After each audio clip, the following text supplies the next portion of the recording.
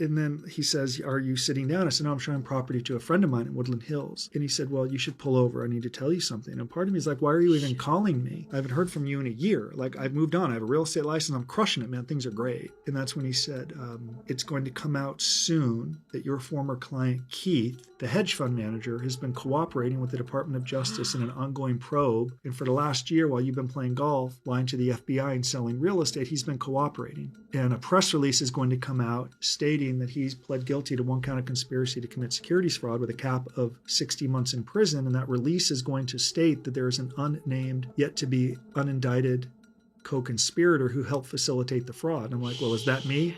He's like, that be you. And I said, well, how long will I get in prison? Like, why are you calling me? It's been a year. I can't reconcile what's happening. And now I'm pulled over on Ventura Boulevard in Woodland Hills, next to a Paquito Moss, I think it was, thinking how my life has changed while this nice girl's sitting in the car waiting to go see a condo in Woodland Hills. That's Kourtney Kardashian is just sitting there waiting for you? She's waiting in the car while I'm taking a call outside.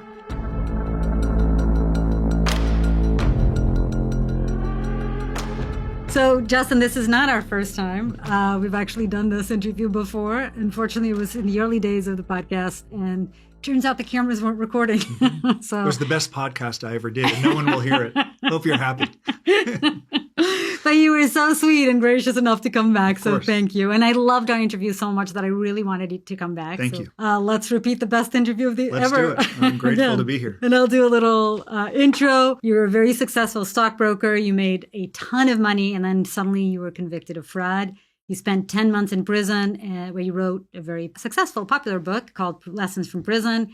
And now you're a prison consultant, which I'm really looking forward to diving into that, which is a term I've never heard. And you're a leading voice, which is much more important, a leading voice in criminal justice reform. So welcome to the Hidden Third. Thank you. It's good to be here. Quick correction. People like to knock how long my prison sentence was because they say like 18 months isn't long enough. So you said 10 months. It was actually 13 13 long months in prison, 3 months in the halfway house here in Hollywood, which is an experience maybe we can discuss a little bit. And then 3 years on probation. And I've been home 16 years now. I promise that the third time you come on the podcast, I'll get it right. Very good. Very good. Let's start again about your childhood. What was it like? Where did you grow up? And what was that like? Very fortunate. I grew up in Encino, which is about 20, 30 minutes from here. Jewish enclave outside Los Angeles. Every opportunity you can imagine. Parents that taught me right from wrong. An older brother who was tough and fair. We got along just fine. No trauma. Nothing in my background that would suggest someday I'm going to be serving 388 days in prison. And I just didn't have good role models with my parents. As a baseball player, I had coaches that like really held me accountable, disciplined, tough, leave practices crying like this isn't fair, this is awful. But that compelled me to become a better player. So nothing in my past that would suggest any problem with the criminal justice system. There was one name I knew from the 80s and 90s who had gone to prison. And that was Michael Milken, just because I think I played baseball with his nephew at Encino, and you knew he was the junk bond king who went to prison for making $600 million at Drexel. That's the only person I knew. So things changed, of course, when I graduated USC and I worked my way into the brokerage industry. But there's nothing in my past that would suggest someday like I'm going to prison, which is much different than a lot of the really good men that I served time with who came from what you would hear these cliches, broken homes, poverty, parents in and out of prison, very few opportunities, succumbing to gang life at a very early age. You could understand, as a lot of judges would say at a sentencing hearing, you don't excuse it, but you could better understand how they would end up there. In my case, there's no justification or explanation other than I made really bad decisions, knowing that I was making really bad decisions and there was a price to pay. So you weren't like a teenager thinking one day I'm going to be in prison. You never even crossed your mind that this was ever going to happen. In fact, when my family or friends read the cover of the Los Angeles Times that said UBS broker pleads guilty to fraud, and it mentioned my name, so many people called my mom and said, if there's one person that I never would have imagined that would have gotten into trouble, it would have been Justin, because I was a good student. I'd never cheated. I went to class on time. I got good grades. I went to USC. I could have gone to a number of schools. Baseball was my job. It was a full-time job. If I got to practice late, I didn't play. Real accountability. So people were just stunned when they saw my name. So what went wrong? What happened? I think I was a victim of a corporate culture. When I was around baseball players, I would act and behave like them. Discipline, on time, working hard, character, teamwork. My circumstances or environment really played a role in how I responded. So when I graduated SC and I'm working as a broker, I saw a Where'd you graduate from? Sorry. I graduated USC in 97. USC in 97. I think when I was a young broker, I was influenced and I began to idolize the wrong people. So Wait, did you always want to be a broker when you were in school? You were thinking I didn't always want to be a broker. No, my parents went through a really difficult divorce in 1993. I was graduating high school. It was the Rodney King riots. My dad has a business not far from there. And it was a very difficult time. And we went to therapy as a family and it really helped. So I went to USC studying psychology, thinking that I would go to graduate school and become a therapist. Yes. And then why was it hard for you, the divorce? Well, I lived a pretty sheltered, coddled, privileged life. So to get that news that they were divorcing after 23 years of marriage was a lot to take in, together with graduating high school and going off to college, moving from the only home that I had ever known. It was the first sense of adversity I'd ever faced. And I wasn't someone who blamed me, or I wasn't like that. They grew apart. So that was a lot to take in. And it's part of the reason I was glad I went to school at USC to be closer to home, because I think it was hard on my mom. Women don't always do as well in the divorce. At least my mom didn't do as well as she should have. Often the case, unfortunately. That much I can tell you. So that was hard. Then when back to being at USC, I had a cousin who was a managing partner at Goldman Sachs in downtown Los Angeles. And my mom said, maybe you should just go intern and watch him. Maybe you have interest in the brokerage business. And my interest was growing because following my parents' divorce, my mom began to invest and learn more about the market, try to undo some of the losses from the divorce, which can be really expensive. So she called him. His name was Todd at Goldman Sachs. He said, have him come down like at 4:00 in the morning. That's very early. Yeah, because he gets up early to trade. To trade with East Coast. Yeah. So I walk in and he said, so you're the baseball player. And I recall walking in a suit and tie, but my tie was tied to like right here. I didn't know how to tie it. It was terrible. And he said, so you're the baseball player. What do you want to do? And I said, well, maybe go to graduate school, but I also have interest in the brokerage industry. And he said, don't be a stockbroker. They're nothing more than a used car salesman. You have to go to graduate school or go to business school. And that was kind of the start of not following advice from people who I think had my best interest. I was driven to, I think want to make money, graduate. I rationalized that because I was a baseball player at USC, a lot of my friends who were going on to play in the major leagues with big bonuses would give me their money. Didn't immediately turn out to be true. Give you your money as a broker. Give me their money as the broker. Yeah. They would give me their money to manage. Right. And it was very intoxicating to be on the trading floor at Goldman Sachs hearing $50, $100 million orders. It was intoxicating. It's kind of like playing baseball in front of 10 or 15,000 people. There's a thrill to it, an excitement to it. And I was really hooked. Of course, I was naive. I presumed every place would be like a Goldman Sachs. It's like starting off in the Hall of Fame. You don't realize you start in the minor leagues. So when I graduated SC, I started at Merrill Lynch. I was part of a training class. And it was nothing like Goldman. It's a factory. So many brokers coming and going. If you don't hit your numbers, you're gone. Student loans, so you immediately have to make money. So for me, I liked the thrill of never having a salary, of just saying I'm going to succeed on my own merit. I wasn't afraid to become a broker because baseball teaches you a lot about rejection and failure on a large scale in front of people. So I just became a cold calling stockbroker, also a cold walker as well, where you literally just walk into businesses unsolicited. And trying to get people's business. Yeah. And can I ask you a question? Was making money always important for you? Did you want to be rich? So when people speak of white collar crime, they'll often default to greed, right? It certainly can be a symptom. For me, all of my needs were met. They'd always been met. So I wasn't necessarily driven to make a ton of money. I liked the lifestyle that it could provide.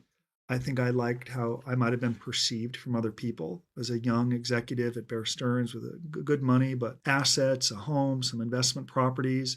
The perception that others had of me, I think I liked, and I probably played into it a bit. So I think that's what I liked as much as the money.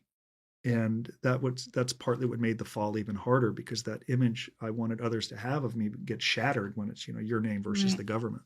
Okay, so what happened? So you're working at Merrill Lynch at this point. I started to make bad decisions pretty quickly into my career at Merrill Lynch. So what happened was, through cold walking, just like walking into businesses, can I shake your hand, yes or no? So tell me a little bit about that. How did it start, and what were you doing exactly? Were you good at it, I'm assuming? I wasn't a very good cold caller, but I always knew that people respond differently to you in person. So I would put on a suit and tie and have a little brochure. with my name on it and my business card. And I would walk along Ventura Boulevard in Encino all the way down to Sherman Oaks. And say what? I would walk in and say, I'm not here to sell anything today. I just need 30 seconds of your time. And the market's rolling right now. And I'd be so appreciative if you're interested in making more money, if I could call you tomorrow and run this investment idea by you. Wow. How old were you? I was 22. So I just graduated USC. Wow. So some people would be like, get out, you're not invited. And don't you see a no solicitation sign? And I'll never forget one dentist saying to me, you have a lot of chutzpah, good Jewish for you. You have a lot of chutzpah walking in there. I'm like, well, I have 60,000 student loans from USC. And if I don't bring in business, I'm going to get fired. I grew up right here in the hills of Encino, and I can't go running back to mom to tell her I didn't make it. And I really believe in what we're selling. So if you're open to making more money, I think this could be a good idea for you if you're open to doing that. And they'd say like, God, you just, okay, call me tomorrow. And I'm like, hold on a second. That's the blow off. I'm like, I know what the blow off is like. Okay, I give the blow off. What that means is you're going to tell me to call you tomorrow. Who's that over there? That's my assistant. What's her name? Jennifer. Jennifer, you just heard Dr. Schmidt say that when I call tomorrow, you're going to put him through because he has kids that he wants to put through college. So I would just do this in the room. And people would look at me like, who is this guy? Probably get out. But a lot of times I would call back and they would pick up and they would open up an account, and the market was doing well. Right. So you were a good cold caller. You sound amazing. Cold walker. Sorry. I would just walk in. Yeah, that sounds amazing. You sound great. Not a good cold caller. Oh, okay. Just so you weren't a good cold caller. Not calling you out of the blue. You'd be like, drop dead, don't call me. Right. It's different when someone sees face you. to face, always. Totally different. Which is why I like this much more than just doing remote podcasting 100%. or audio podcasting. I love the 100%. personal connection that we get from looking at each other's eyes. Yeah. I totally agree. So when I was at Merrill, I was succeeding on my own. And then they wanted the young brokers like me to partner with the senior brokers. And I didn't want to do that. I said, I'm just going to sink or swim on my own. And they gave me an ultimatum. And they said, within 90 days, you're either going to merge your small book of business, it was maybe $10 million, with a senior broker, and together you're going to be partners, or you go bye-bye.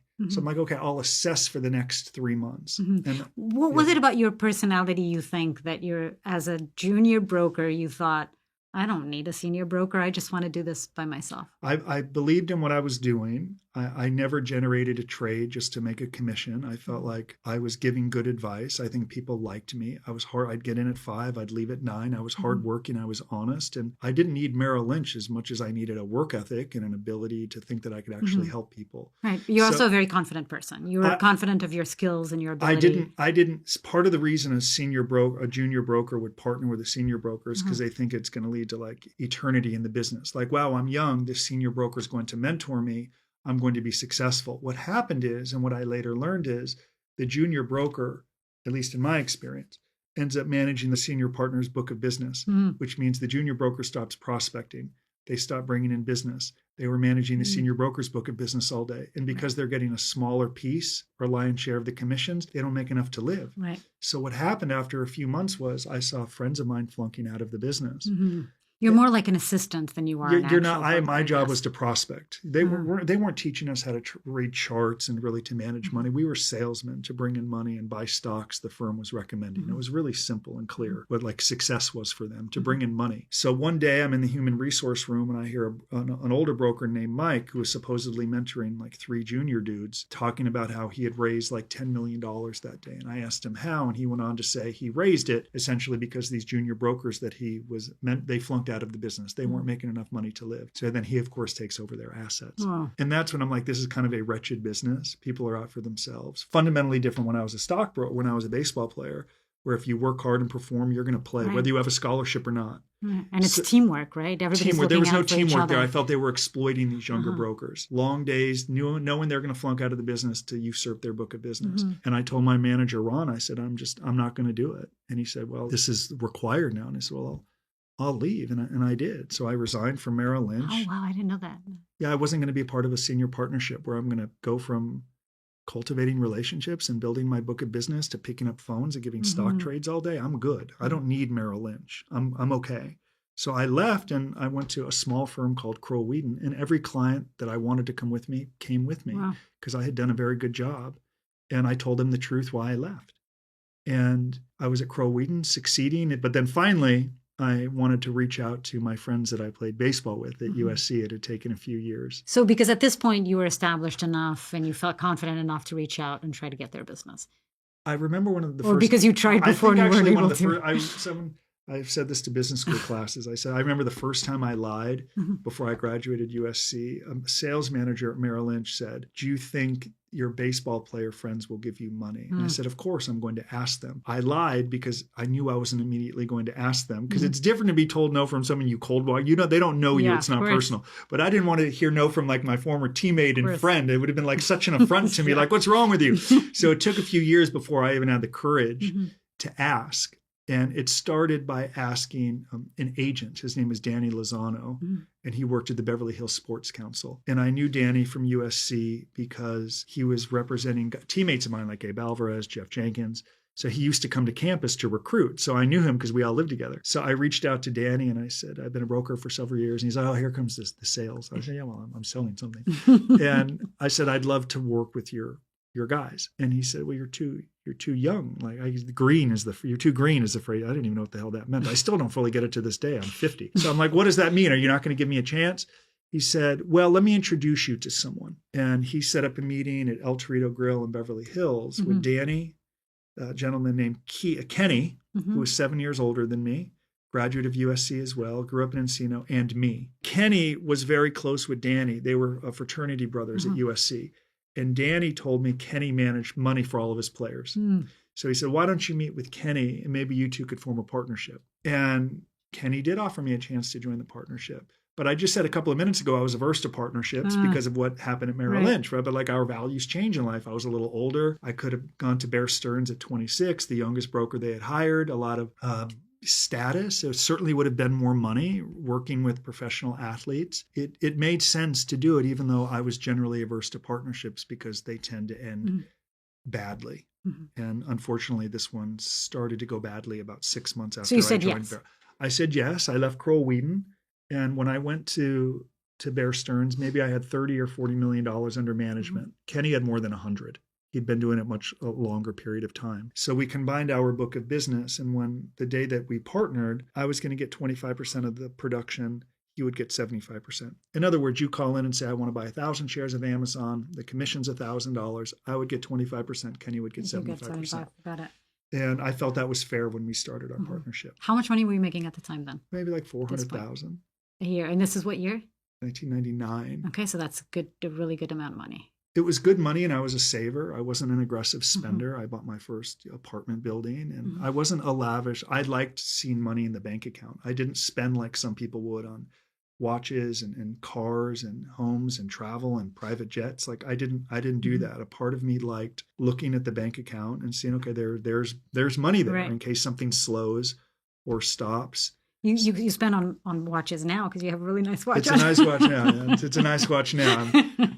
You've earned it. I've earned it. I've earned it. So the partnership felt right when we started, but about 6 months in, I had brought in a client that was doing around $100,000 a month in production. And that's a lot at that point. I think it's a lot at any time, just for one client. Yeah. And it's consuming a lot of my time. It's a lot of complex trades.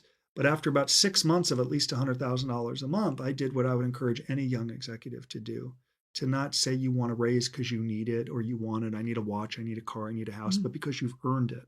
So I walked into his office. To my senior partner's office, kind of with the data that said, I put it in front of him with hopes he would look at it and just quickly say, oh, yes, I'm going to give you a raise. But it was how much this account had been producing. And I suggested that I should get a raise or a bump based on the 25% didn't feel equitable anymore.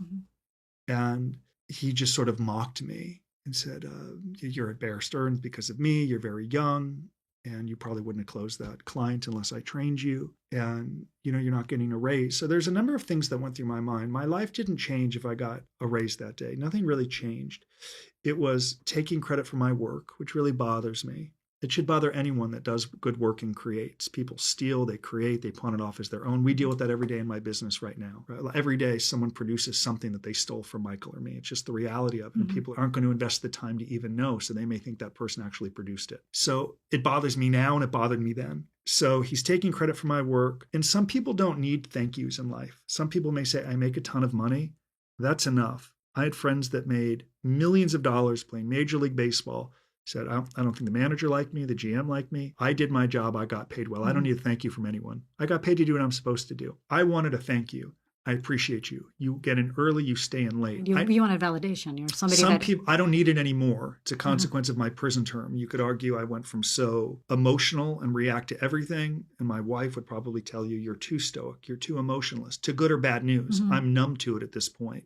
There is no question. No, but you weren't. There's like no that question. then. At 50, having been home from prison for 16 years with what I've done, what I'm striving to do, what's come at me, the ups and downs of not just going to prison, but building a life around it, despite serving just 388 days in prison, I'm numb to it. In the last 3 weeks, someone says, I want you to hire me. And if I don't, I'm going to create some AI deep videos that said I was a client of yours and you stole from me. I'm like, dude, do your work. I don't even know who you are. Right. Whatever you want to do is great. I've never spoken with you before. And if you want to come home from prison and threaten and extort to try to grow your business because I'm not going to hire you, have fun. Do your worst.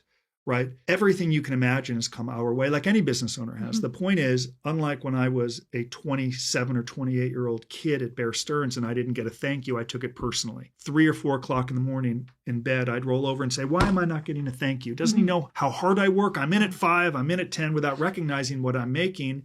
Then I rationalize, well, he gets in at 11. He leaves at 3 to go golf at Bel Air, LA Country Club under the ID he's bringing in business. Nonsense. I felt exploited. You think that's bad? I mean, don't you understand? Doesn't your older self understand why your younger self was feeling that way? Sure, but you can feel exploited and you can feel pressures to be told thank you and I appreciate you and you're a valued member of this team and you can rationalize the unfairness and say, when I was a baseball player, this would not have happened and this is a wretched, sickening industry. The problem is what I did next, which is seizing an opportunity to enrich myself when my partner wouldn't give me a raise. And to sum it up quickly, when you called in to sell the 1,000 shares of Amazon, it was a $1,000 commission. I found a glitch in the system that enabled me to keep 100% of the commission. Oh, wow. I was only entitled to 25%. How did you find that? If you look hard enough, you could always find a glitch. If you feel as if you've been harmed, exploited, or wronged, you can always find a way. And that's how I went from a kid from Encino who knew right from wrong with parents who held you accountable to not giving into a partnership in Merrill Lynch because the senior brokers would exploit me, building my business the right way, never generating a trade simply for a commission, even if it would put me higher up on the board because it wasn't the right thing to do, to suddenly 3 years later stealing commissions you think you're entitled to. Okay, tell me about the first time that ever happened and how did you find the glitch in the system? Like, what was that moment like for you? You were sitting at your desk. It was sickening. It was disgusting. I'll never forget it to the day that I dropped dead. I get chills now even thinking about it. At Bear Stearns, it was really like an old school trading firm. Nobody wanted offices. Like if you want an office, like you're a dinosaur. You want to be on the floor. That's where the action is. Even the biggest brokers making $20 million a year on the floor. So it was Kenny and me. And when a trade comes in, you click the commission that it's going to go, the number. In other words, I would have my own number, JP91. Kenny had KP89. Our joint number was JPKP93. So when I did your 1,000 share trade, it should have gone to the JP93, where it's going to then break it out to 25 to me, 75 to Kenny. When I entered the trade, you see the option where it could have just been my number, which would have been JP91, where 100% would have gone to me. And that should not have been an option. There should have only been one option. And then from there, it disperses. So I remember looking at it and thinking, what happens if I click this? What if I click it? Is the entire commission going to go to me? And I thought, well, maybe it won't even let me click it. But I knew that it would let me click it. And I did. And I ran the trade. And I hit enter and the trade executed. And the next day I looked at my commission sheet and 100% of it went directly to my number. Wow. Do you remember how much money that was? A few $1,000s. We did some big trades. But here's what happens. And it was confirmed when I read this Nietzsche quote in prison. I've written a lot about it in my new book After the Fall. This quote I read in the prison library where it says, the value of something isn't what you attain with it, it's what it costs you. And I read that quote in prison. I thought it's so profound. When I stole those commissions, what had I attained? The money I thought I was entitled to, but at what cost? What was it costing me? My sanity, because every time the phone rang, I thought I was going to get caught. My branch manager, Kenny. I began to neglect other clients who helped give me my start because I was so consumed with getting this recognition. Every time I walk into the office, I'm like, oh, they have found out. I'm going to lose my career. What have I done?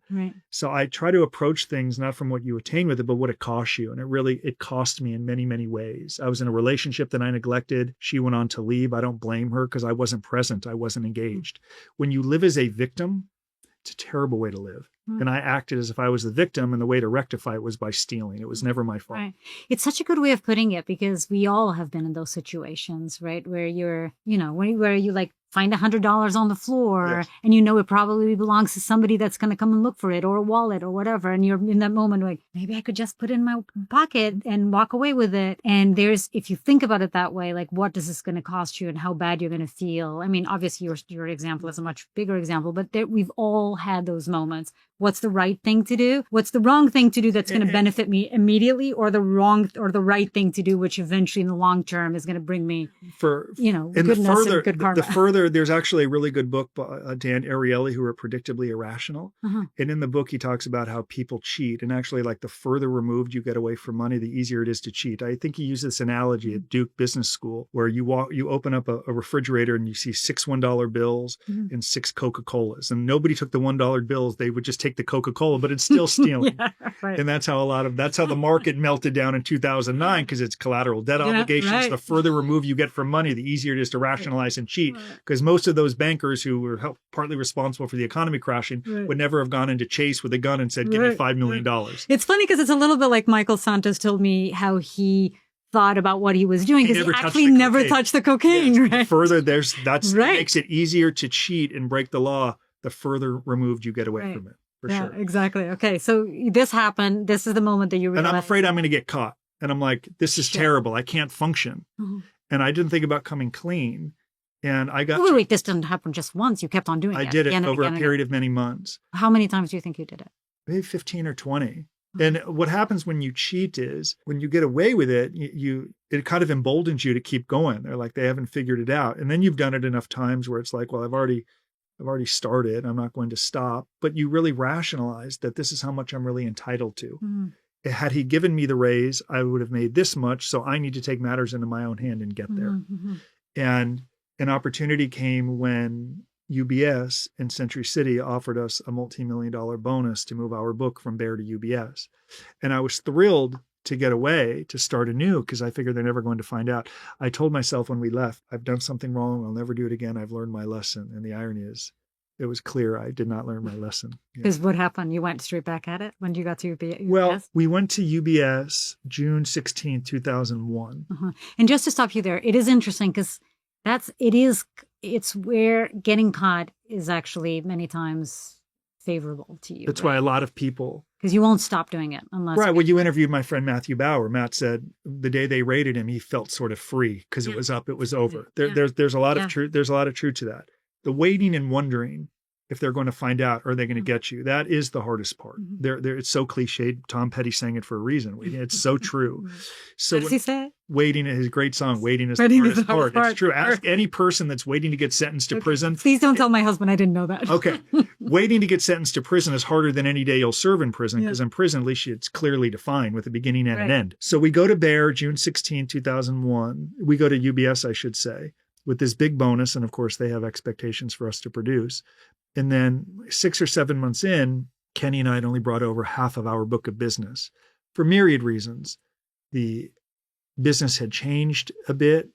I had certainly neglected some clients at Bear Stearns while I was so fixated on commissions. Some chose not to transfer their account to us. I think we got a little complacent. And UBS was upset. They didn't see the money. So they began to put pressure on you. Well, where's the bonus? Where's the assets? Where's the commissions? We gave you a lot of money. You're not proving worthy of it. And then you see guys beginning to get let go who got similar bonuses. And they're not getting let go for ethical violations, as UBS would say. They're just not producing. And we were very concerned. That you're going to be the next. They find a way to get rid of you. And when you get a bonus like that, it's a lot of money, and you spend and invest. And if they were to let you go, they claw back the money and they're going to get it. It's a very expensive process. So we had to find a way to get our numbers up. And that opportunity came 1 year to the day after we went to UBS, June 16, 2002. Someone named Keith, who ran a small hedge fund, called and said, I have a $6 million hedge fund. Can I transfer it to you? And I said, of course you can. Where did you meet Keith? I worked with him earlier in my career at Crow Wheaton.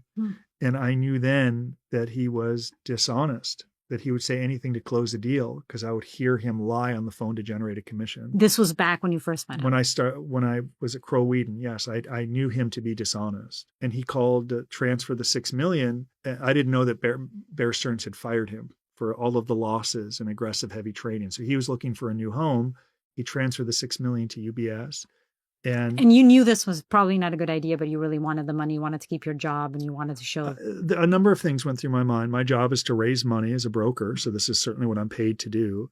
Is it my job to judge the morality of my clients? He's managing the money, not me. We have checks and protocols and compliance here at UBS. Am I going to turn down $6 million? Right. Of course not. So I knew the person that I was working with, but also am I in a position to really judge his character, considering I too had acted? Right. Who am I to judge? I had to bring in the money. Mm-hmm.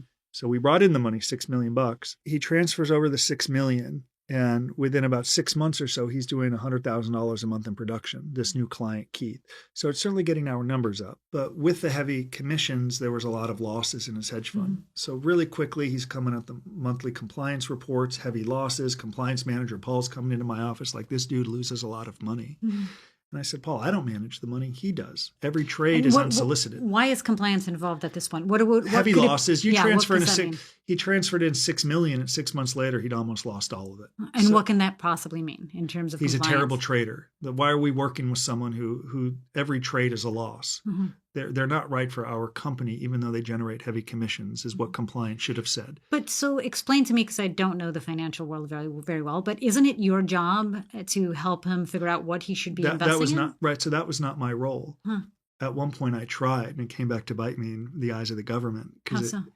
Well, so what happened is he brought over $6 million and then he lost it. So he comes and he just says, I want the money to be put here and here. He brought $6 million to UBS, a $6 million hedge fund. He was a terrible trader. If he would go long, the stock would go down. If he bet it was going to go down, it would go up. He was a terrible trader.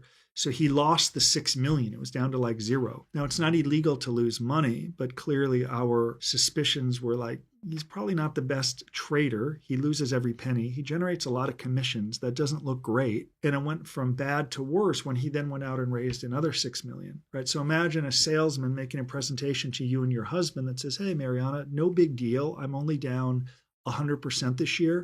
Things are going to turn around. I'd like your $1.3 million and the college funds you set aside for your kids. You'd be like, get out of my home. So when he continued to raise more money and those checks would come to his hedge fund at UBS, we knew he was only raising money by lying to people because no normal person otherwise would have given him money. Oh, wow. So he raised more money and he continued to generate really heavy commissions. So he was telling people he was making all this money. Correct. The money they were investing with him was making all this money. Correct. How else could he raise money? Right. He couldn't. Right. And then, so you realize this immediately? Well, I knew once he lost the $6 million, we had a problem. Mm-hmm. And then when more money was raised, I knew we also had a problem because I knew with his trading patterns, he was going to lose that money too. And he began to lose it. So as he's losing another $6 million, I grew concerned, and I went to my branch manager, Rich, and Kenny, my partner, was there, and Paul, the compliance manager, was there. And I said, let me just be very direct. Let's address this. Okay, this guy loses a lot of money, and he pays us a lot of commissions. And I'm afraid that if he continues to lose money, his investors are going to want their money back. And he's not going to have it. They may come to UBS. So that's when Paul, the compliance manager, and Paul should not have been a compliance manager. If you're a people pleaser or can be manipulated, you should not be in compliance. Let me be very, very clear about that. Like your job as a compliance or auditor is to like ferret out fraud. You're the first line of defense. You should not be able to be manipulated. You have a different code of values than a salesman. That's why one corporate code of culture for a business doesn't work. Everyone has competing values. So I can see that he was kind of on the salesman's side when he should not have been. He should have been, this guy is fired. He's not a good fit for our company. I don't care how much in commissions he produces. He's a loser. He loses money. There's risk. Instead, he kind of took our side, Kenny and my side, which was the trades are unsolicited because that's something the branch manager asked. Who the hell's making these trades? Look at every ticket, unsolicited. Every trade is his own. He manages the money, not us. No one in his hedge fund is an individual client of ours at UBS. They are his clients. These are the rationalizations that make white-collar crime possible. Right. So like, what's the worst that can happen, right? Like, he's managing the money, not us. What I'm trying to do is be proactive, everyone in the room. I'm trying to be proactive and create an indemnification agreement. Let's write a letter that says, if you choose to give money to my client, Keith, the hedge fund manager, you indemnify UBS. And me, and Kenny, and everyone at UBS that says you chose to make the investment. If you lose money, that's on you. And you can't come after us, UBS, Correct. or anyone here. And this was your idea. So you told them that we should do this. UBS loved the idea. Right. They loved my ingenuity in trying to keep the account alive, the commissions flowing, but also protecting ourselves from the continued fallout, not if, but when investors might want their money back. And? I really thought that letter would protect me. I thought it was pretty genius. I'm going to be very I think it is very smart. I'm going to be very straight with you. I mean, you didn't have the interest of the people whose money was being lost in mind, but you did have your own interest in mind. You just summed up a really important point you can't gloss over. At no point did I accept responsibility for my own decisions. When I bring in others, I'm just talking as part of the story, but my decisions are my own. At any time, I could have stopped it. And it was easy at the time to rationalize. When my branch manager says it's okay, and the compliance manager says it's okay, and my senior partner said it was okay. Mm-hmm. That's how you rationalize at 28 or 29. I'm 50. I see it fundamentally differently. I always knew that it was wrong, and irrespective of what they did, I had an obligation to do better. I didn't. And someone deserved to be punished, and I was. But back to the mindset at the time, there was no thought of people who were investing money. And losing, Zero. You weren't thinking about them at all. No, I had convinced myself that they're doing their own due diligence and choosing to invest with him, and I had never met or spoken with them. Yeah, Is it really my job to step in and police them and tell them to stop? Should I call them? They don't know me. Right. I had convinced myself, but the truth was... Except that you knew they were probably the best decision would have been to fire him. Right. Now, I didn't think about like the SEC or the Department of Justice. I didn't have outright proof yet that he was running a fraud. But just the fact that someone raises $12 million and lose it while they're paying $100,000 to $200,000 a month, and the only one benefiting is us and him, because I later learned he was taking some of that money to sustain his lifestyle in a classic Ponzi scheme. Mm-hmm. If we're the only ones winning, that's not really right for the investor. So we had many opportunities to do the right thing. But to your point, I did not consider them, which is why some people take such pleasure knowing that I or someone like me would go to prison. There's a consequence from not doing what you're trained to do. There should be a punishment, a lifelong stain that accompanies bad choices. And like, I get it. I embrace it. If it were my mom or dad, I probably would want it too. Mm-hmm. And so I was not thinking of them. As in if it was your mom or dad who had lost money. Pain and punishment. Right. And I've now learned the punishment isn't really prison. We can talk about that later. It's not really 18 months or 2 years in minimum security camp. That's not the punishment or pain. That can be the easiest part. It's a chance to recalibrate. It's kind of a sabbatical in many ways, as much as people hate hearing that. It's like, don't blame me. I didn't build the prisons in this country. I'm doing the best with what we have. But it's the lifelong stigma that accompanies the conviction.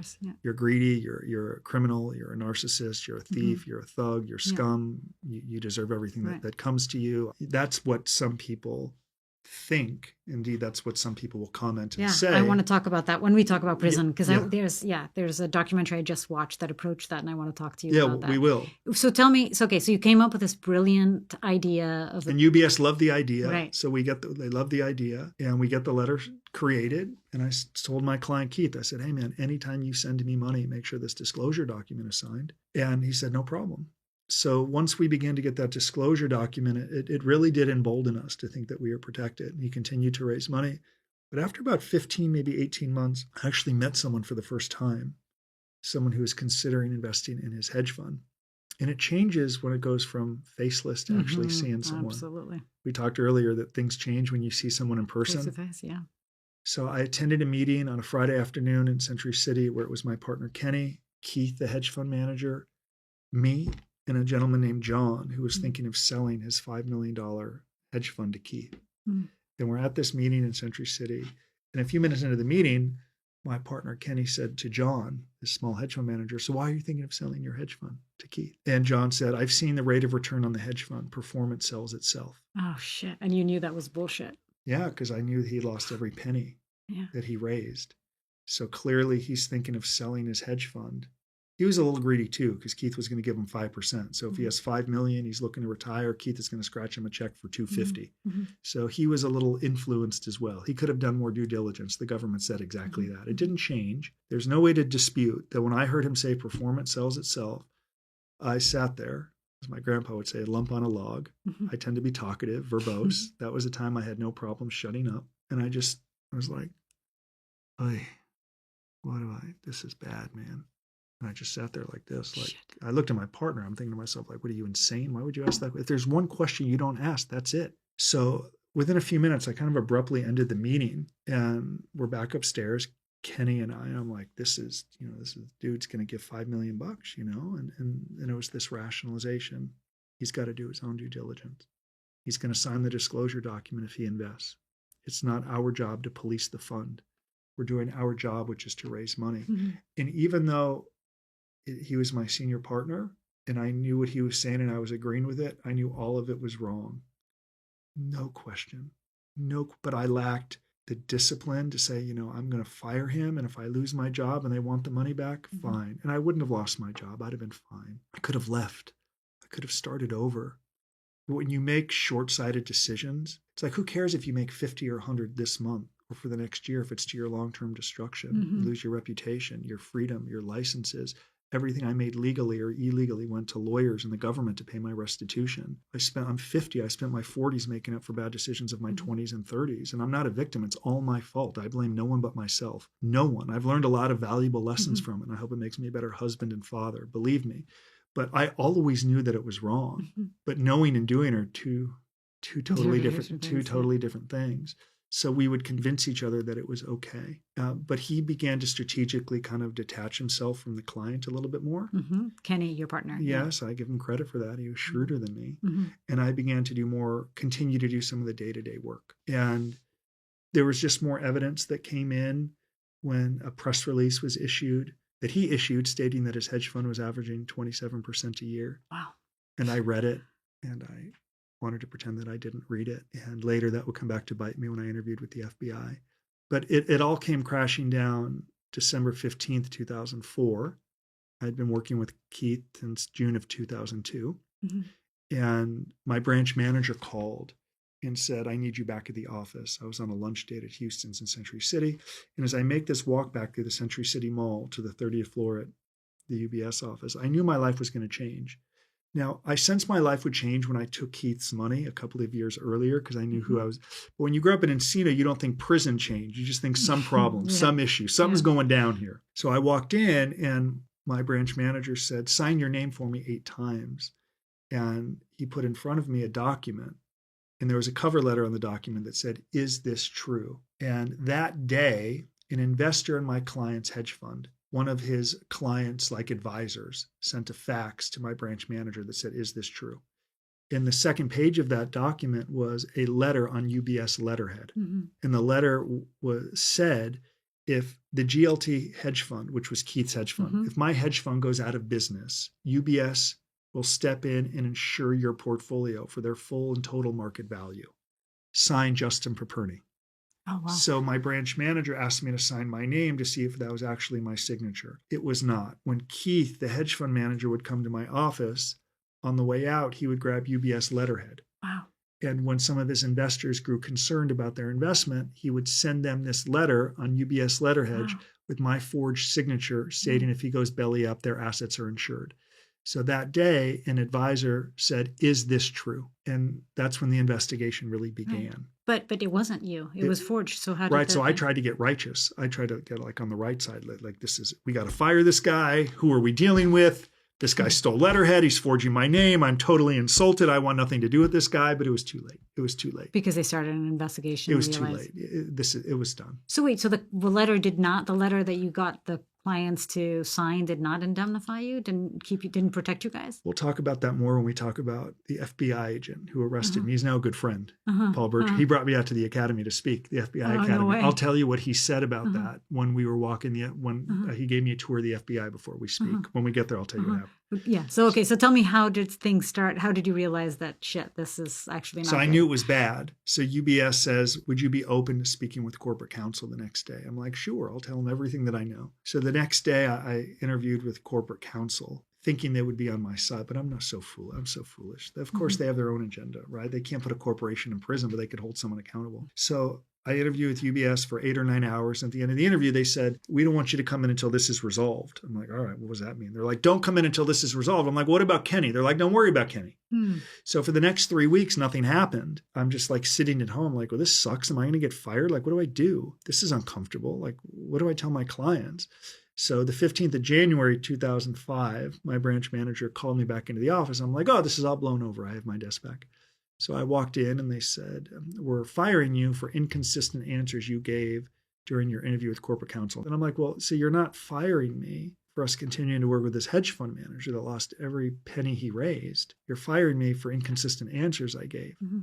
And I think he alluded that UBS thought I could have shared more or given more. I said, what more could I give? I was with these people for 10 hours. So they let me go. Were you inconsistent in your answers? I don't think so. I'm sure there was some blaming and excusing, but I told it as I saw it then. I spoke pretty openly about the indemnification letter, that it was my idea and why we created it. And there were significant losses and heavy commissions and complex trades.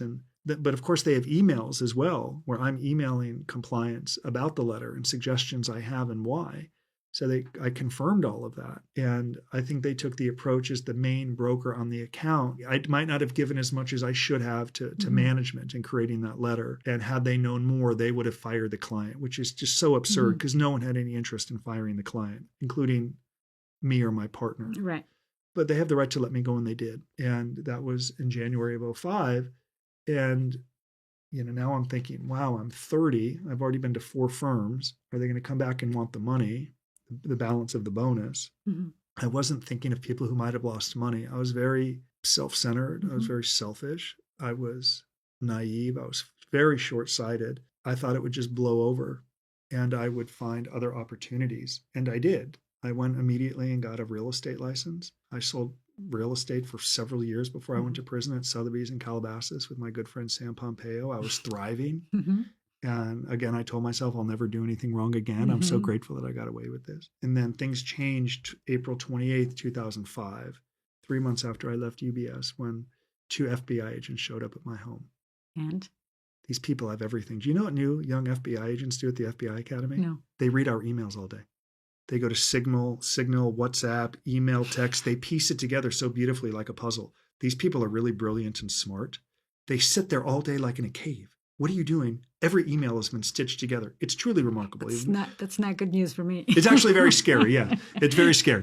So they came in and they had all your emails, all your First off, they had like all the FBI, like the FBI hat, the jersey, the shoes, the socks. Did they knock on the door? Yeah, they knock on the door. And they come in pairs. It was Chris Anderson and Paul Bertrand. Okay, those were the first ones. Paul's going to watch us. He gets a kick. And when he laughs when I describe, it was all FBI. The yellow words, the hat, the shoes, the sweats. I mean, come on. We know you're proud that you work for the FBI, please. So they walk in and they roll in binders. No way. Yeah. It's like, I'm 5'10". It was as tall as me. And I'm like, what do we, and beautifully collated. It's incredible. I'm like, what is this? They're like, well, we're here to talk about your role in the GLT Venture Fund. And I'm like, well, what are you doing here? Like, yeah. We're going to tell you again, we're here to talk about your role in the GLT Venture Fund. And I said, well, I don't work at UBS anymore.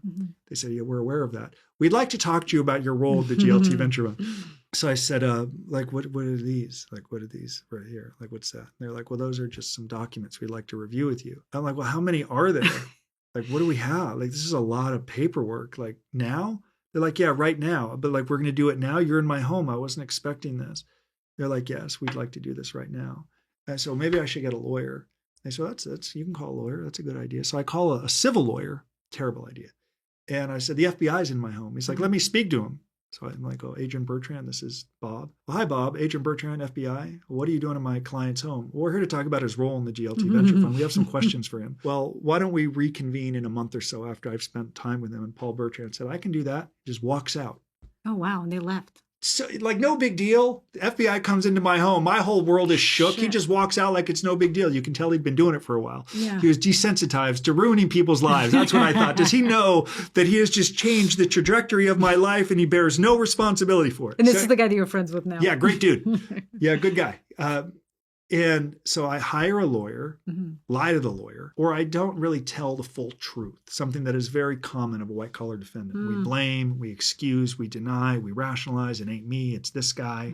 You can't really get to the truth. And if you can't get to the truth, and if a lawyer doesn't really probe, how can they really defend you? They can't. It's why so many people load their lawyer. And a lot of times it's not the lawyer's fault. You haven't given the lawyer anything to work with. So what is just in like broad sense, you told the lawyer, I'm getting a raw deal. How could I have known? I'm the whistleblower, man. How could I have known that this guy wasn't it was more, losing money, it was more money? Trying to take a righteous approach. Like, they're punishing me because I'm the one who had the idea for the disclosure document. They're punishing me because I maybe made more of the commissions. They're punishing me because I was the one always dealing with the compliance. If anyone addressed it was me. Right. They're using you as a scapegoat. Yes. They're trying to paint me out as some rogue employee who acted alone. That's not fair. Everyone has a role. And while I'm selling that message, the lawyer is a buyer. He believes He's believing everything you say. Yes. And there was very little probing. Like, well, Justin, did you think it was strange that you're making $50,000, $100,000 a month off a hedge fund client? That's losing. Of course, I never disclosed the meeting where that investor John thought a return existed. I didn't disclose the press release that said he averaged 27% a year, and I deleted it. It was selective information. And if you give selective information, how can you really expect a lawyer to defend you? You cannot. So that's why I've joked I should write another book called How to Flush Money Down the Toilet. You hire lawyers and then lie to them. And you don't tell them the truth, Of course. Right. So we meet with the FBI a month later, and I'm not prepared. And the interview opens and my lawyer asks them, is my client a target or witness or a subject? I didn't even know what the hell that meant. And did you know the FBI can lie to you? No. They can lie. Because they said no? You know, they can, it's all done for a greater good.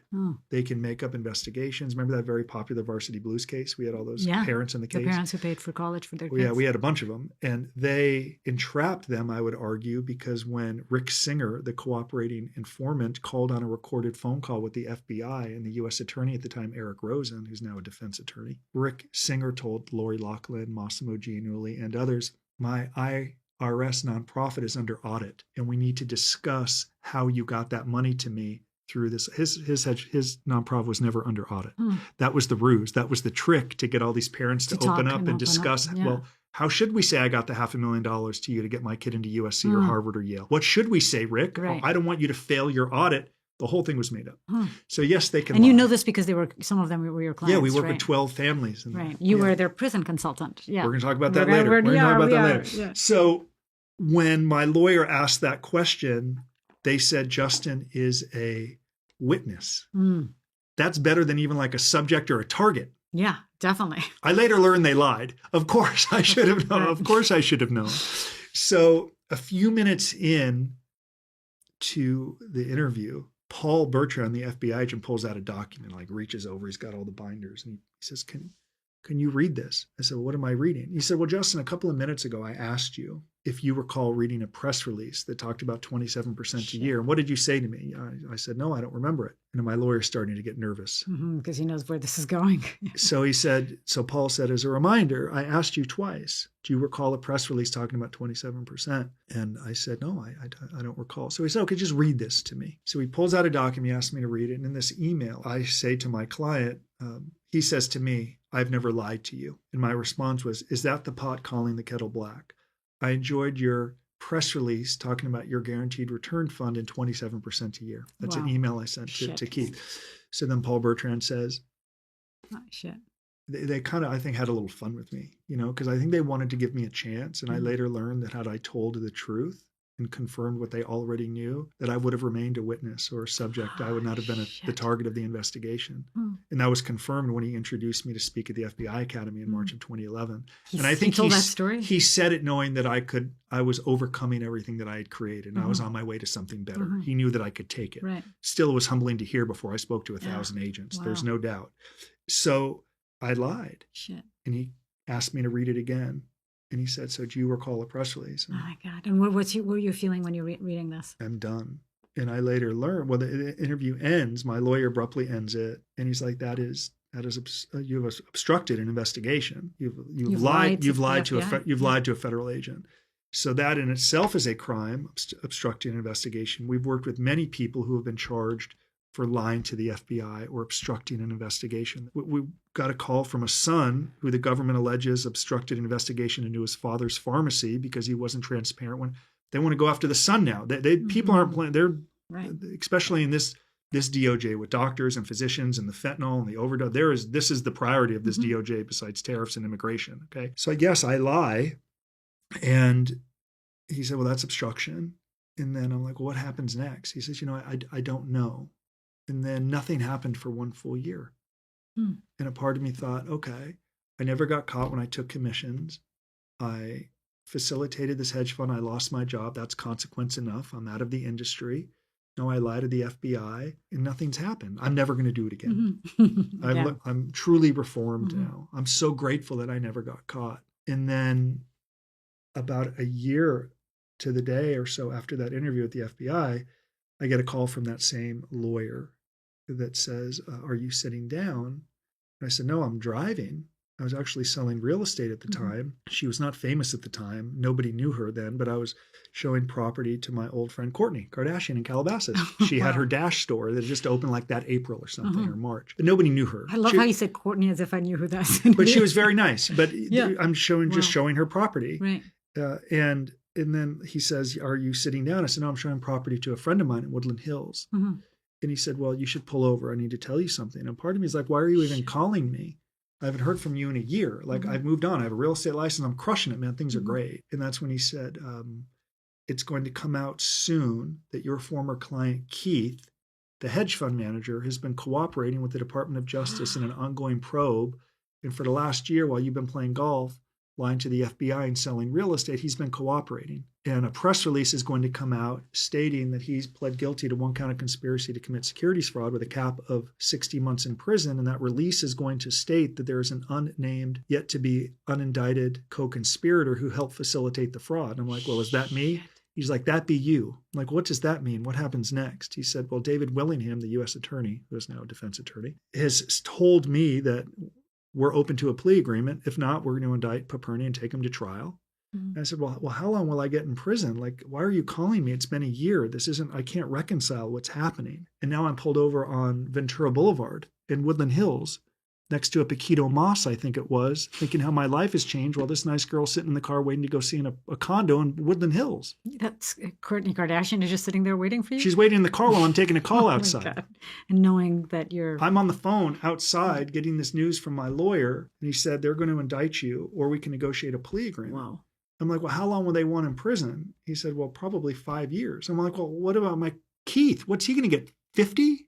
He ran the whole thing. Right. And that's when I learned a little bit about the kind of the warped nature of the system. If you cooperate, I don't begrudge him, but if you cooperate and help them advance. So Keith cooperated? Sure. He'd been cooperating for a year. So that's when my lawyer said that I was actually looking at a prison term. He used a word I didn't know at the time. I now know it. He used the word tangential. He said, even though you were involved more tangentially or on the periphery, I'm like, don't throw out words I don't understand. Please. What the hell what is happening here? He said, because he's cooperating, even though he was the orchestrator of the offense, because of that cooperation, he's looking at a shorter sentence than you. Big part of the reason people cooperate. It helps the government catch more cases, advance the career of a prosecutor who wants to look good on television, maybe run for office, say it's about victims or justice, become a high-powered defense attorney. Prosecutors have an agenda to advance their career, and no better way to do that than having defendants cooperate. So wait, do you think that when the FBI knocked on Keith's door, his response and his conversation with them, his interview with them was very different than yours? No question. So he decided he was just going to say the truth. As well as he understood it. I have no doubt that everyone has an agenda, and I have no doubt that he probably set the tone that Justin and I knew that this was losing money, and when he created that disclosure document, it was because. So I have no doubt he made us as if we were in cahoots together. There is no doubt about that. And when you were interviewed, you didn't say any of that. You made it seem I focused on what our team had done at UBS. I focused on the disclosure letter, the document. Do you think his interview was before yours? Or I know he had met with them for a year. Before? No. They came to my home April 28th of 2005. Yeah. I know he had spent several months working with them. Before? No doubt, because I know like 99% of what they ask you anyway, they already know the answer to.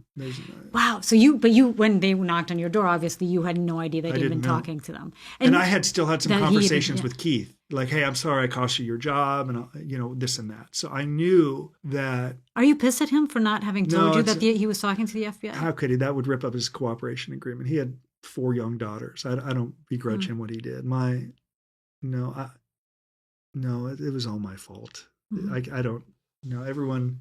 I mean, it wasn't all your fault. Everyone has an agenda. Everyone's trying to engineer an outcome. He's trying to engineer an outcome to get the shortest sentence possible. Yeah, I understand that. But still, he was a willing participant in something that he knew was wrong alongside you. And then he let you take the fall. He pled too, and he went to prison. But how much time did he do? Well, he got indicted on new charges. So they ripped up his plea agreement. And that gave me a second chance at veracity, if you will. But because they ripped up his plea agreement when he got indicted on new stuff, New stuff that it wasn't related to this case? Correct. So he was doing other stuff that was like he was supposed to turn assets over, and he created some straw buyers to try to keep money and stuff like that. Oh. And this was unrelated, not with you Not at related. all, Had nothing to do with completely. me. Correct. He got indicted while he was cooperating. So they rip up the plea agreement, the cooperation agreement. He ends up getting 60 months, which is the maximum under his original plea. And after I learned that they're going to want me to plead guilty, I'll never forget it. I remember getting off the phone with my lawyer thinking, like, so now I'm just supposed to like get back in my car and go show this nice woman like real estate as if I just didn't get this phone call. Like, that's what's going to happen now. Like, call the agent, is the lockbox on? It was so weird that bizarre, you just get back to your life knowing what's brewing on the other end. Right. A U.S. attorney preparing for an indictment in a trial unless I agreed to negotiate a plea agreement. Oh. So it's a lot to take in. And I didn't take it well because as soon as that ended, I went home to my home in Studio City and I began to go into like kind of like pity mode. Like I knew better. How did I end up here? I began to punish myself, not really through drugs or alcohol, just not taking care of myself. Poor diet. Yeah, you were eating. I remember you were eating a lot. Eating right? poorly, shutting out family, beginning not to attend events like a Mother's Day, having to hire a lawyer and scratch a big check to a criminal defense attorney, even driving to downtown Los Angeles to meet the lawyer, sickened me. I so badly wanted this to be over. And then thinking it could never be worse than what I'm enduring right now. And I hadn't even pled guilty yet. But what happens is you begin to, you get conditioned, you get numb, at least for me. So when I was a younger broker and I felt my partner exploiting me, I got very emotional. He's stealing from me. He's taking advantage of me. This injustice this is unacceptable. And I would overreact. I took commissions I hadn't earned. I violated our partnership agreement. Then you learn they're going to indict you. And it's like, okay, very tough to take in, very tough to take in. And I would respond emotionally. Then you get more bad news and you're like, okay, you just get a little numb to it. Then it's like, plead guilty. Please don't issue a press release, the Department of Justice. Justin, we have to. It's a deterrent. We have to let other people know. Then you read the press release and you're like, okay, it's fine. I'm okay. I'll like I saw that Charlie Sheen documentary recently and he divulged some really interesting details. He's like, look, I said it and a piano didn't fall out from the sky. Everything is fine. That's right. Right. So part of me, when I would get more of this bad news, I'd think, okay, I'm fine. There's a DOJ press release. That's bad. Then they'd issue another press release. It's like, okay, that's bad. Then you get another legal bill for $87,300. Okay, that's bad. Right, you but find the a way piano isn't falling down. Right. You just so you get through it, and then you realize, well, as you go through it, maybe it's not as bad as you think, or I'm just becoming numb to the fallout. I'm becoming emotionless, non-reactive, conditioned to it. And then eventually, when you get like sentenced to prison, which I got 18 months, it was. If anything, it was a good day. So you're going too fast here. You pled guilty. You decided, okay, I'm going to plead guilty. I did. I pled guilty to one kind of conspiracy to commit securities fraud. And then a year later, I got sentenced. I spent some time. And what did you do that year before you got sentenced? Were you preparing to go to prison? I had hoped perhaps that I could avoid prison. I worked selling a lot of real estate to pay the lawyers. My restitution turned out to be about UBS paid all of the victims back. So the letter didn't work, the indemnization. Well, I'll tell you about the letter next. Yeah. So UBS paid all the victims back. I contributed to that. They still me with about $500,000 in restitution. I don't know how they came up with that money because it didn't go to victims. It went to the IRS. Maybe it was a portion of the commissions I had earned while working with him they wanted to hit me with. So I plead guilty. And for that year, I'm saving to try to make as big a restitution payment as I can in front of Judge Wilson with hopes that would buy me out of prison. And it doesn't buy you out of prison. It can help. But it can be very much perceived as just because you have resources and you can scratch a check shouldn't keep you out of prison. What about the guy who's working harder, who accepts more responsibility but doesn't have the money? Is it fair that he should go to prison? Makes sense. Yeah, in a way. Of course. So I worked, I saved, I made a $100,000 restitution payment. The government asked for 24 months. And Judge Wilson essentially said, I'm tired of salesmen turning the other way for money. Most don't get caught. You did. And you're going to prison. And he sentenced me to federal prison for 18 months. What was your reaction when you heard that? There were some victims in the front row who took satisfaction in it. And if some of your victims, some of the people that even though they got their money back, it doesn't replace the shame and pain they went through and waiting. They had been harmed. And I can understand them wanting retribution. So they were like cheering when one of your worst moments of your life, they were clapping. Yeah, they spoke too. Right. They said, we want him to get 5 years, the maximum. And so they were happy. And were your parents there? My mom was there, and I regret that she was there. My dad wasn't there. I regret that my mom was there. I recall I was wearing a suit that I had bought a couple months before that was already too tight. In fact, a button popped during the sentencing hearing. I was like bulging out. I'm like, I just bought this suit. Like, what is happening here? And I had to pee. The button popped. Your mom is a mess, I'm sure. Yes. And then I read my statement and it gave me 18 months. And I remember looking at my mom and she's in the front row. And I'm like, what is wrong with me? Why would I have her here? Mm-hmm. I felt that same way when she took me to prison with my brother. I'm like, what is she doing here? It's another bad mistake. The victims were happy. Judge Wilson gave me 2 months to self-surrender to prison. Mm-hmm. I think if this happened to my son, I would have wanted to be there too, though. I don't think you could have dissuaded She wanted to her from support doing me. it. I think some parents may blame themselves, too coddled and too much opportunity and too much success too young. And I think a big part of my trying to pick myself up after the fall was to make her proud, my parents proud of me, to show that I could overcome this adversity that I created. And it all starts with accepting responsibility. But that didn't really happen until I got to prison and I met Michael. Up until I was still very much the victim. UBS was exploiting me, painting me out as a rogue employee who acted alone. Kenny was never charged. It's not fair. Kenny was never charged? The guy who ran the hedge fund who lost? Keith was charged. He got 60 months. Kenny was my partner. He was never charged. Why do we have two names with K's? I know. He was never charged. Okay. Keith was never charged. Kenny was never charged. Keith was charged. Correct. Okay. Keith, hedge fund manager, was charged for how long? What was the sentence? He got 5 years. Oh, wow. Okay. And he went to Lompoc and I went to Taft Federal Prison Camp, April 28th, 2008. Which was 3 years to the day after the FBI showed up. Right, which is a minimum. Okay, so tell me now about your time in prison. Yeah, minimum so security prison. It's a minimum security camp. And they call it like the country club. Some will call it a club fed because you'll see the bocce ball and the pickleball and the tennis. And do they actually have those sports in there? Sure, they do. Wow. That's why they call it that. That's a big part of the reason they call it that. Yeah. So I surrendered. I was 33 years old. And when I got there, I was really lost. And I told myself, I'll use the opportunity just to get in better shape. It's kind of like a fat farm. It's like big boy timeout is what it is, really. I said, I'm going to use it to get in a little better shape. And I presumed I'll just return to selling real estate, which is what I had done successfully for 3 years without any problems. In fact, part of the reason I got a shorter sentence was Judge Wilson commented on some of the letters my real estate clients submitted about how I'd helped them, made really honest, ethical decisions, including decisions that cost me a commission, but it was in their best interest. So I was beginning to get on track with good decision-making as an executive. It didn't change that I saw myself as a victim and I shouldn't be in prison. And then when I got there, Michael Santos, whom you interviewed, came up and said, how you doing, young man? And just to contextualize it, Michael was there on a 20-something sentence for cocaine trafficking. Michael was there on a 45-year federal prison sentence, which under the old law, 1987, meant he would serve 26 consecutive years in prison. He served 8 years in the penitentiary in Atlanta and then worked his way down to the camp where he served his last 10 years. Now, I was aware of Michael because he was such a prolific writer on michaelsantos.net. So before going in, my mom would send me his blogs. So you're going to this prison, he's there, he can help you. I already sent him a letter.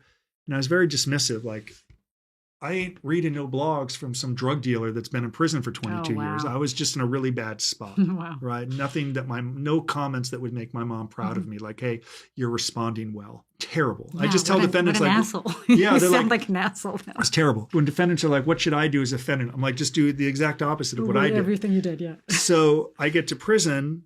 Of course, I know who Michael is. Everyone knows who Michael Santos is. Inside prison, he was like a celebrity, yeah. Everyone. There's no one who doesn't know him. Yeah, he has such a presence. And he won't watch this because he hates anything that makes it look like he's some celebrity or star. We'll make him watch Everyone knew Michael Santos. So we're both in D dorm upstairs, and he comes up to me. I'm in the big TV room watching the stock market because there's a bunch of TVs in there. And he's like, how you doing, young man? I'm like, yeah, I'm doing great. I'm in jail. I'm in prison. He's like, how long are you here for? I said, 18 months. And he said, I'll do every day of the sentence with you because he still had 4 years left to serve or 5 years left to serve. Wow. And from there, I really kept to myself. I began to just exercise a lot. I became a long distance runner pretty quickly. Inside the prison? Yeah, there's a track there. I would run hundreds of miles around. There's a track as well? I would run hundreds of miles around that dusty dirt track. And Can we talk? I actually want to talk a little bit just about the two-tier system, which I think is really interesting, which I think everybody has heard, like below security prison and maximum security prison. But I don't think most people sort of understand what that means, and in many ways how unfair it can be. So I understand why there is a two-tier system, obviously, and the division is violent and nonviolent. But it's also very often a division between poor and wealthy, right? Because if you're wealthy, you can hire better lawyers. You can eventually the outcome is better for you, and can possibly land you in camp instead of a high security prison, right? I've seen it both ways.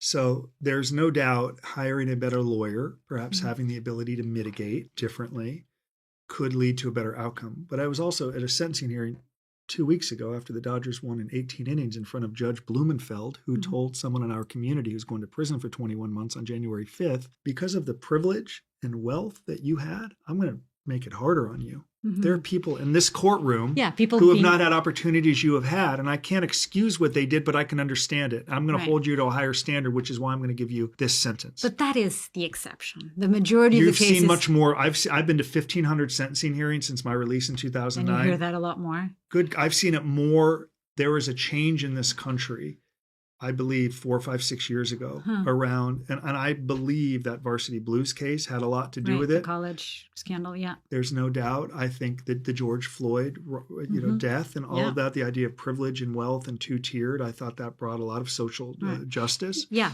I think it's changed over the last 5 years. And it's not bad because he's right, in general, vast majority. You can be right that the sentence, you should be held to a different standard. The next question is, does it make sense to warehouse this husband and father of 3 in a minimum security camp without fences and barbed wire for 21 months when he could be working and contributing to his community?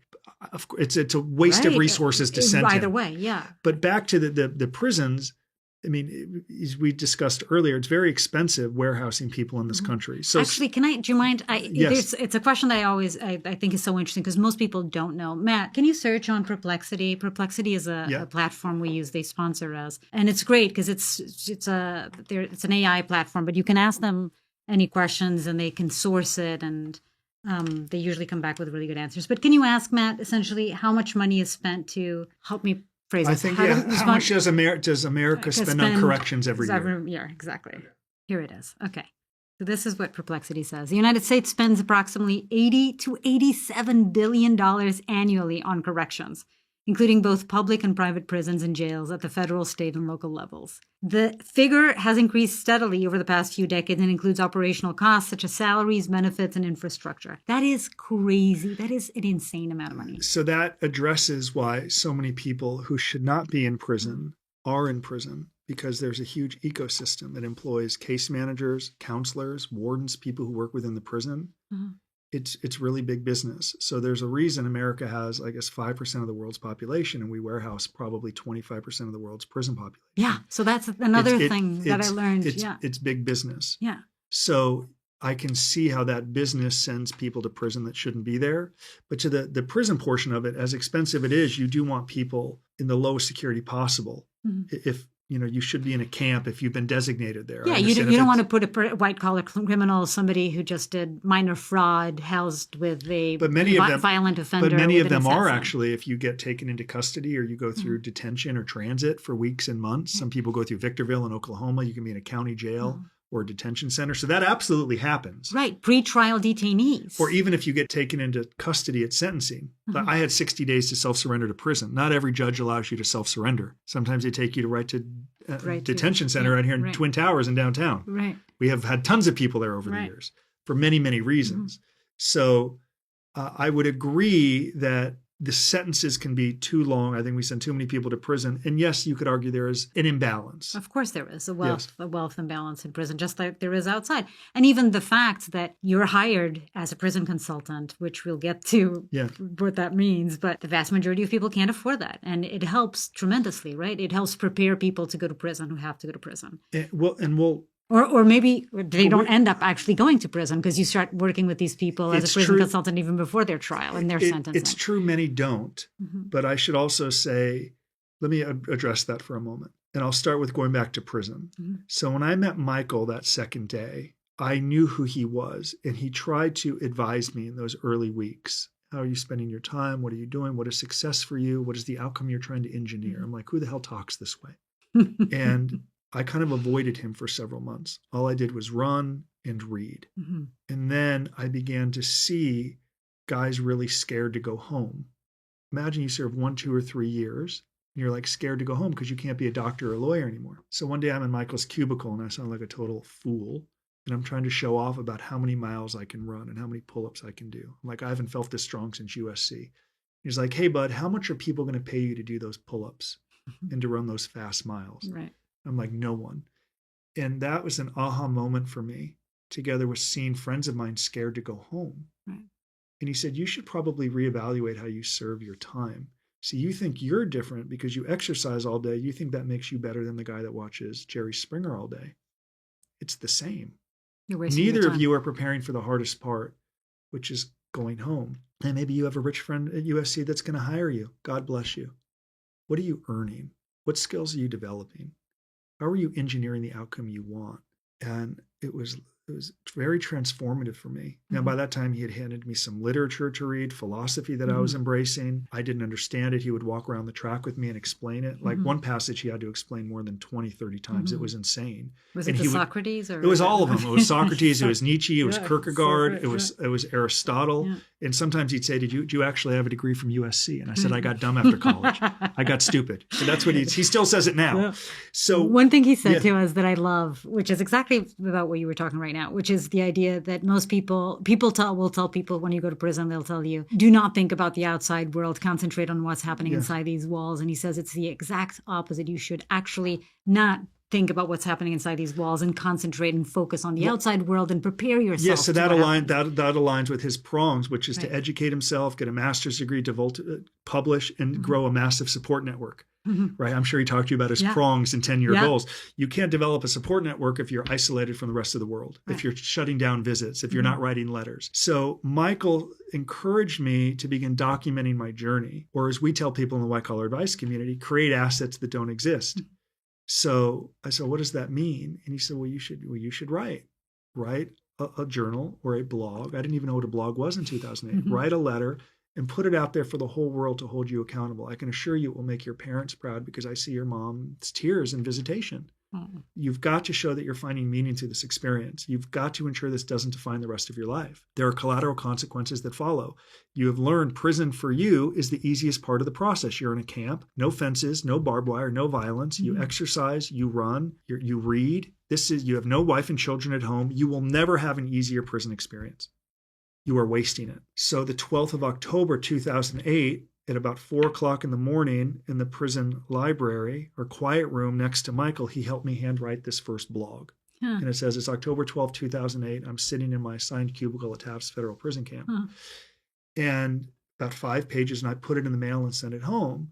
And when I put it in the mail, Michael said to me, you made a commitment to write every single day. Can you follow through on that commitment? And I said, yes.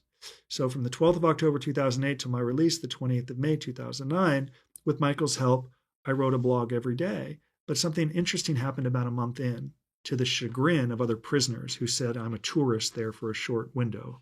I began to get tons of letters at mail call just from people reading the blog, thanking me for providing a glimpse into this world of imprisonment. And it was surreal to hear my name called at mail call. And like one day it was like 20 letters. No way. And some staff was off put.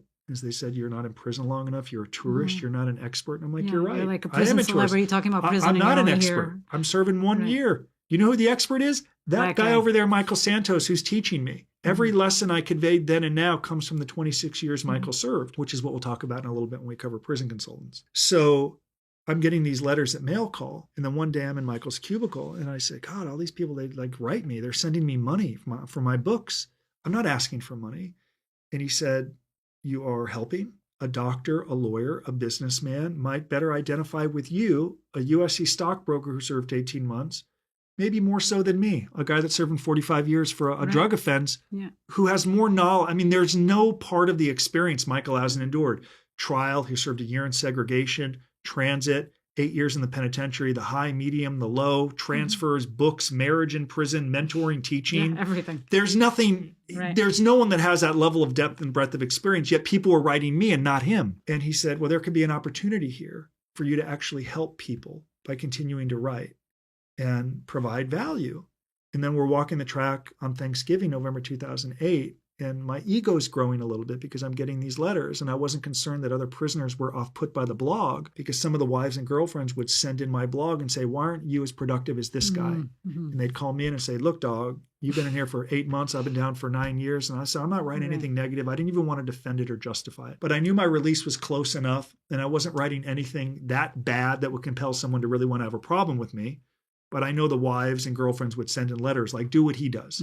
Some dudes didn't like it. So on Thanksgiving 2008, I'm walking the track with Michael, and I said, I'd like you to help me write a book. And he said, you want to do that? I said, I think I do. I want to go all in. It's been very fulfilling for me to know that I'm helping people here, and I sense an opportunity to help others and to help myself.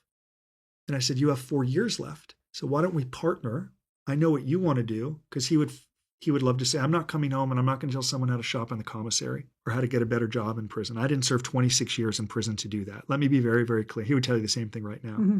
He said, the outcome that I want to engineer is to change America's prison system. It makes a failure of too many. I was as ready to go home after 8 years in prison as I ever was. I've been inside for 22 years. Right. I want to reform and change this system.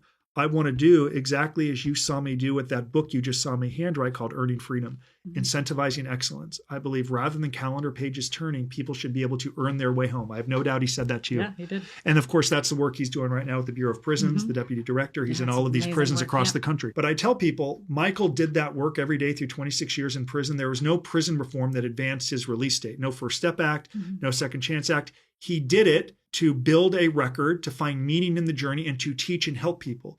So when people are like, how does Michael end up touring all of these prisons with the deputy director and wardens? How is he in all of these prisons and in D.C. meeting with these people? I'll say, well, he engineered it starting when he went to prison in 87. He built a record or assets like we're encouraging you to create. You've got to create just as Michael did. That's the only reason he's in the room with these people. And Michael encouraged me to do that. The book helped. Lessons from Prison. And over the next 3 or 4 months, all I did, well, really, I would say probably 8 or 9 months, I just learned every day from Michael. He'd get up at 1 o'clock in the morning. Crazy. I'd meet him in there about 5 o'clock. Yeah. And there was only one time he asked me to leave the room. Joan Peter Celia, a professor at Stanford, sent him a letter that said, I'd like to write a book with you. And he said, I need you to leave the room so I could write this book. He had it done like in 3 days. I'm not joking. Insane. But I would just work with Michael for 10 or 12 hours a day, learning about prison, the system. And we began to engineer this outcome where when I left prison in 2009, I would begin to develop what is now white collar advice, with the understanding that he had 4 years left to serve, but resources that I would generate would help support what now is Prison Professors Charity. So till this day, a percentage of every sale that comes in goes to the nonprofit, which influences millions of people. But that all started walking around that track in prison, knowing that he was going to engineer outcomes to influence millions. And I would do the day-to-day boutique consulting. So the consulting helps people who have been found guilty of something, right? All stages. We have several cases right now that are civil, people dealing with FTC or SEC issues. And it's all people who've got in trouble in some sort of white collar crime. We'll work with anyone willing to do the work. It tends to be people involved in a civil or government investigation. So doctors, lawyers, celebrities, politicians, most have come through white collar advice in some degree. Can you give me some names of some celebrities that the ones that you can talk about that you've represented, or celebrity cases that we all know about? We were, you did the college scandal. Yeah, we were. We have attorney-client. There's actually going to be. Of course, don't talk about the ones you can't. There's actually going to be a good asset coming out here soon that talks about a really unique relationship that Michael had with someone very successful. So once that comes out, I'll share it with you. We'll be able to talk. You'll be able to talk about it. It's going to be out very, very soon. Okay, good. But a lot of people. Do you want me to say it? A lot of people. I guess you could say. You can say yes or no. You can deny it if you want. But I had a list. You worked with the founder of MeUndies. We talked about that. I've worked with him before. Is that okay to say? Yeah, Jonathan. Yeah. And he actually came up with MeUndies being a very, very successful underwear. He was in our brand. New York Times article. He gave permission. So anyone that I mentioned, I have permission to mention. And he came up with this business plan in prison, which was just before he went to prison. Or just before he grew it while he was in prison. Jen Shaw from we work with Jen. Yeah, we work with Jen. The Housewives of Utah. Salt Lake City. But a lot of these people, they've really. It's sort of like I'm very transparent with them when they retain our team. I'll say, look, let me just be direct. we're going to help you engineer the outcome you want, which I know is a shorter sentence. You want to get out of prison earlier. You want to go directly home. You don't do that by hiring a prison consultant. We'll talk more about that soon. You do it by putting yourself in the shoes of a stakeholder, like a prosecutor and judge. How do they perceive you? So someone like Massimo, for example, Massimo Giannulli, his wife is Lori. When Moss reaches out, he says, I want to provide value. And who are they? They could Massimo, the college so people? Lori Loughlin, she's the actress. Okay, the actress from Full House, and her husband is Massimo. So like when I met Moss through his lawyers at Latham and Watkins, but Moss said, I want to help people. I hope it helps me, but I really believe in the nonprofit mission and what you're striving to do. How can I get involved in and help work with Michael to help people in prison? He was very genuine and he was very vested in working with Michael to create something. So successful defendants just don't make it about them because it looks self-serving. It looks very opportunistic. Instead, they say, I want to find some meaning through this. I want to provide some value. I want to help, which I think led to a shorter sentence. With community service, he eventually did through the nonprofit. But there was an asset that he could put in front of Judge Gorton or Eric Rosen, the prosecutor, or a case manager in prison. It wasn't fake.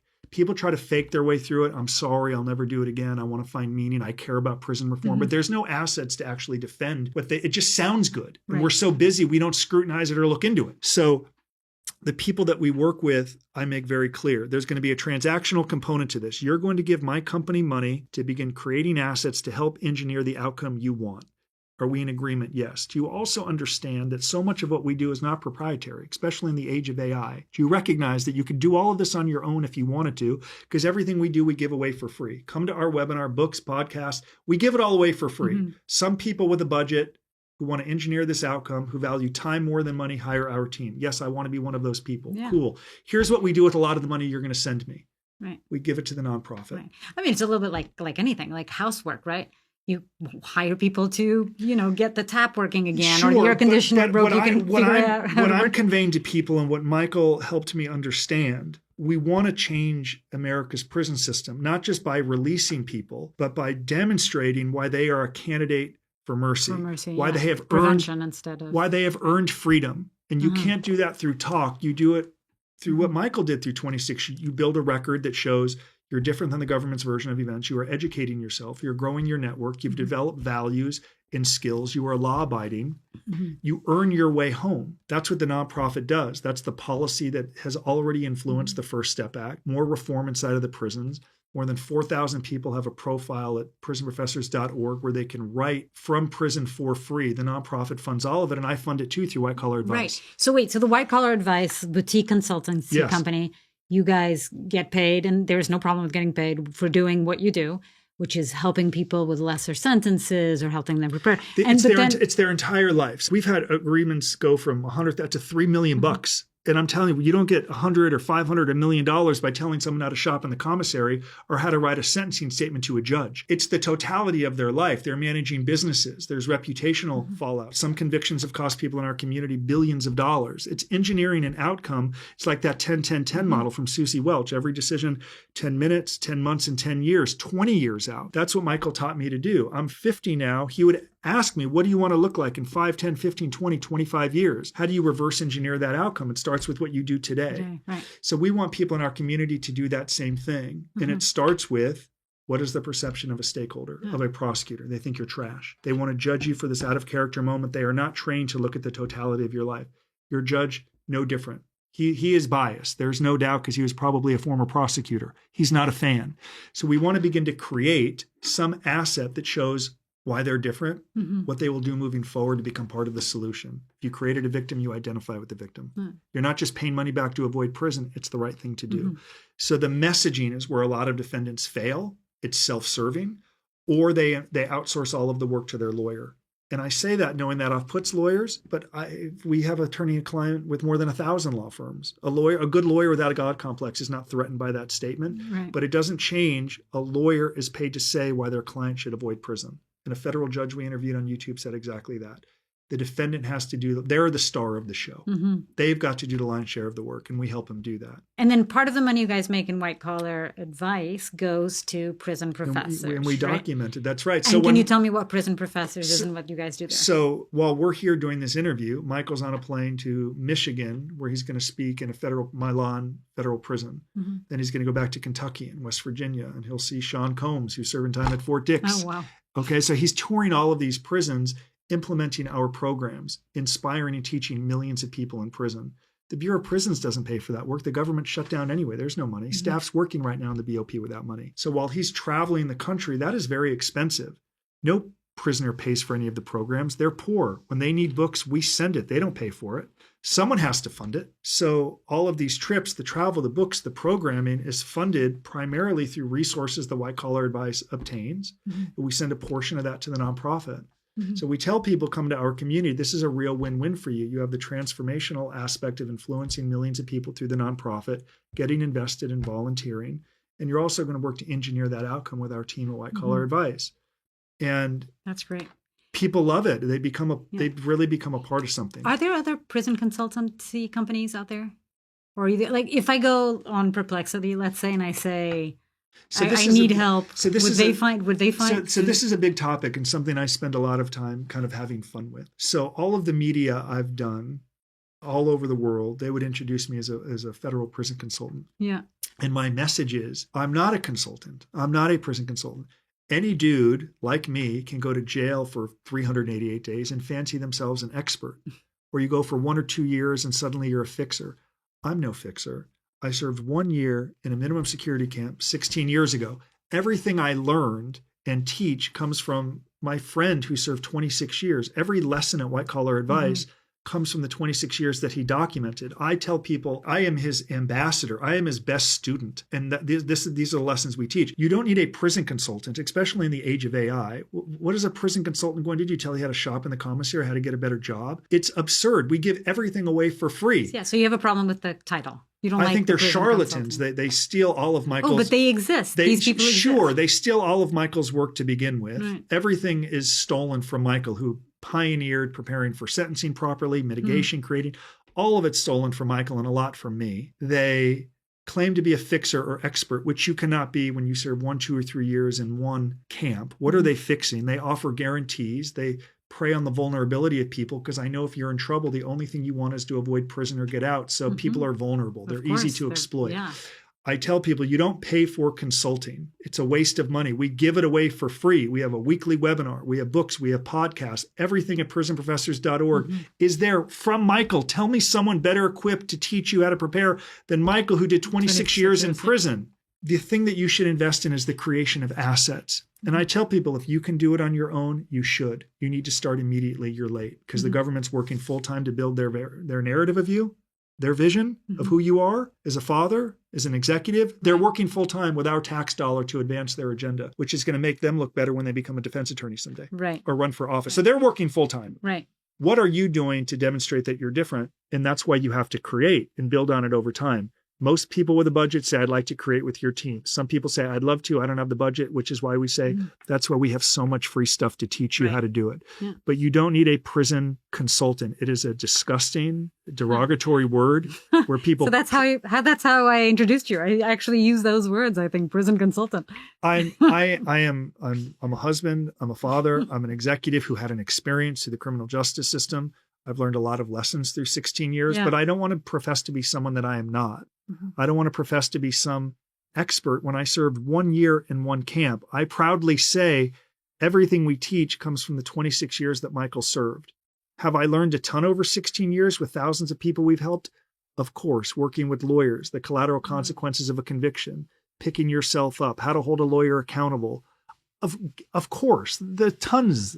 Yeah. But to me, the idea of hiring and giving money to a prison consultant to learn how to get a better job or shop in the commissary is absurd, because we give all of that away for free. And if people have questions, come to the webinar and I'm going to answer that directly for them. I don't think people should pay for it. Because you're online, right? So if I do a search on Perplexity right now for what to do if I get in trouble, or what would lead me to find White Collar Advice if people don't know? Like what kind of query out there would lead people?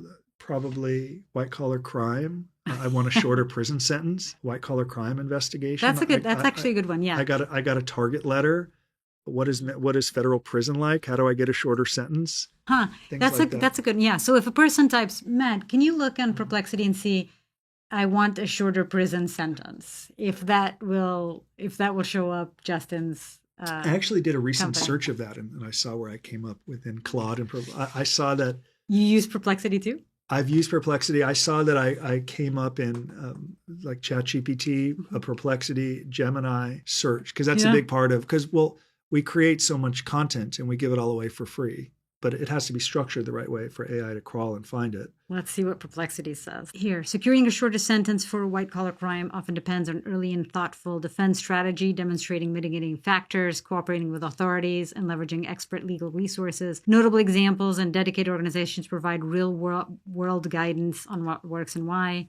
And here, experts and resources. And here you are. White-collar advice offers professional guidance on creating mitigation strategies that prove candidates are worthy of leniency, drawing on the experience of individuals who have successfully served substantially shortened sentences. How many clients do you have? Right now? Yeah. So it depends where people are, like different parts of the journey, right? So I would say someone is still a client, even if they're in prison in their home, because a question could pop up. But we have every day, a couple of days, someone retains our team. Really? A couple a day that reaches out and say, we want. Well, this comes back to what we wanted to engineer. So it wasn't by accident. And I share this not to be self-serving, but for the person going through a crisis, what they need to engineer as well. So in 2025, having done this for 16 years, I could easily show you that thousands of people organically come into our community every single month, not through a Google ad or cold calling anyone, but we've produced so much helpful content for so long. Everything is free. Books, blogs, podcasts, webinars. It is so much that people like the information, they come into our community. So by virtue of thousands of people coming to our community every single month, and with people facing federal, state, crime, civil, we work with a lot of people, doctors and lawyers, dentists who want to keep their medical license, because preparing for a sentencing hearing is no different than preparing for a licensing hearing to keep your medical license. You have to show that you are different than the events. So yes, if thousands of people come in every month, it would make sense that every day or so, someone's going to work with our team in some capacity. Yeah. So the answer is a lot, but we're in a position to be able to serve them. This creating enables us to help a lot of people. But with consulting, it's hard to define. Like someone gives you money, like we're going to talk about, you might feel better, but it's not really clearly defined. It's fundamentally different if it says, okay, we're going to interview you and we're going to create something. We're going to get it to the probation officer. Why would we get it to the probation officer? Let me tell you why. That probation officer is going to recommend how long you should serve in prison. Does it make sense to try to influence that probation officer? Yes. Why didn't I get that advice from my lawyer? I don't know, but I can share with you an interview from a federal judge that said he would be astoundingly impressed if he saw a defendant write out that life story and get it to the probation officer before sentencing. My God, I want to do that. Well, why is that also valuable? One, it can influence the recommendation the probation officer makes because they can see this asset. But two, in the white-collar crime world, these sentencing can take weeks, months, and years. Right. So if you say you're going to do something in October 2025 and you're not going to get sentenced to April of 26, that gives you more time to build a record, which is why when people say, hey, my sentencing was delayed a year, is that good or bad? I'm like, I don't know. Tell me what you do every day. Sometimes they tell me what they do, and I'm like, that's bad. You should go to jail today and get credit because you're not doing anything that's going to get you a shorter sentence. Right. Some people are like Moss and others like Jen. Say, I'm going to build, I'm going to create, and show why I'm different, how I'm part of the solution. Cool. Then we document it, develop an asset. So then you go to a sentencing hearing. You can say, Your Honor, I gave this to the probation officer last October. Now it's April. Here's updated progress. And by the way, whatever sentence I get today, I'm going to continue to update you on my progress. So if they get sentenced to prison, 6 months later, they write a letter to the judge from prison. Your Honor, you gave me this sentence on this date. You told me you were given a shorter sentence for this reason or a higher sentence for this reason. I'm writing to give you an update on the progress I've made since I've been in prison. I'm not just engaged in program. Here's what I learned from it. It's not I read a book. Here's a book report I read. Why I read it, how it will help me moving forward. You then share that with the probation officer. Why is that relevant? You want to travel on probation. You want to get your job approved. So the earlier someone can begin to create, the better. My point is, you don't do that with a prison consultant. You do that with people who have documented it, who have done it, who have shown what that looks like, who have engineered that outcome. Not just, we've done it in our own life. So we have more authority to say, this is how it can help you. but it requires doing work today that might not help you for years. Right. That is the trick. I just wrote chapter 5 where I discuss meeting my now wife, Sandra. We went for a walk around the lake, and I was on a dating website. And I wrote earlier in the book how the dating website wouldn't let me disclose that I had been to prison. They thought I was joking. I'm like, I'm not joking. I think a woman should know that this dude went to jail, and they made me take it out. So with Sandra, I'm driving to Pepperdine Law School to lecture, and she was in London at the time. And she's like, what do you do for work? And I'm like, it's 5 o'clock. I'm driving to lecture. I'm stuck in traffic. I'm like, just go to my website. She's like, your website? I'm like, yeah, just go to my website. Let me know if you're okay with it. There's the irony that I could speak to thousands of people about why I went to prison, but I couldn't tell this beautiful woman on the other end of the line that I went to prison. I built a career around it. I took the easy way out, go to my website. So I don't hear from her for like a week. I'm like, damn, I screwed it up. Then she sent me a message that said, I reviewed your website and I reviewed your blogs, and I think you want to help people. I have a sense that you want to help people. And the point that I'm making is when I wrote that blog and book from prison, it was to help a doctor, a lawyer, a mom whose son is going to prison, to maybe get me off probation early, to get my job approved. So I didn't have to go work at KFC, which is where they want you to work at the halfway house here in Hollywood. Nothing wrong with KFC, but I didn't want to work for the Colonel. So that was the outcome I was trying to engineer. I didn't know that by writing a blog on a Saturday in November of 2008, that it would compel my now wife, a beautiful woman, to see me differently, years later when I met her. The point is, you don't pay a consultant. You invest to create assets and develop it for the rest of your life. And I share them with my children. My son Jason is 7, my daughter Alyssa is 11. I share with them what I create and why I started and why they should do the same thing. And you memorialize it. And then in time, you see the contradictions. I can't believe I wrote that. I feel differently now. That's the right as a human being, to feel differently 30 minutes later than you did an hour ago. That's our right.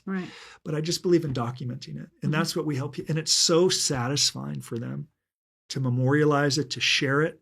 And then people begin to see you differently. They begin to judge you for what you're doing and who you're becoming rather than bad choices you made.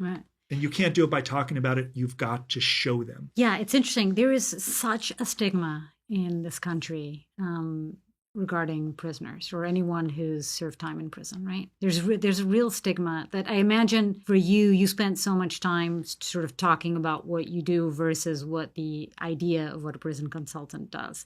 I'm sure there's a lot of people that criticize you for trying to help. Why you have you're a smart guy, you have all the time in the world. Why spend that time and those resources and your intelligence trying to make people who did bad things or trying to help bad things? And I know why. So I'll tell you, sometimes when I film a TikTok or YouTube video, someone will be like, they'll say, I love your videos. You're so great. What you do, this advice is applicable to everything, but I just can't believe the people you help. And my response is I'm that person, the person that you are giving me that was me in 2008.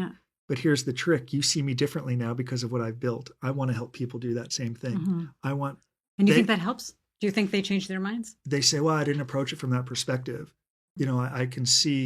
I know how I see you because of everything you've built and what you've done. I sense you're genuine and wanting to help people. I watch your videos. I've read your book. And I'm like, well, we encourage people in our community to do the same thing. So in time, people will see them as you view me. But I will tell them the way you're being critical of people in our community, I was that person, right? You're essentially saying the same thing about me a long time ago. Absolutely. But there is a connection or brotherhood or sisterhood that comes with working with people. There is an understanding.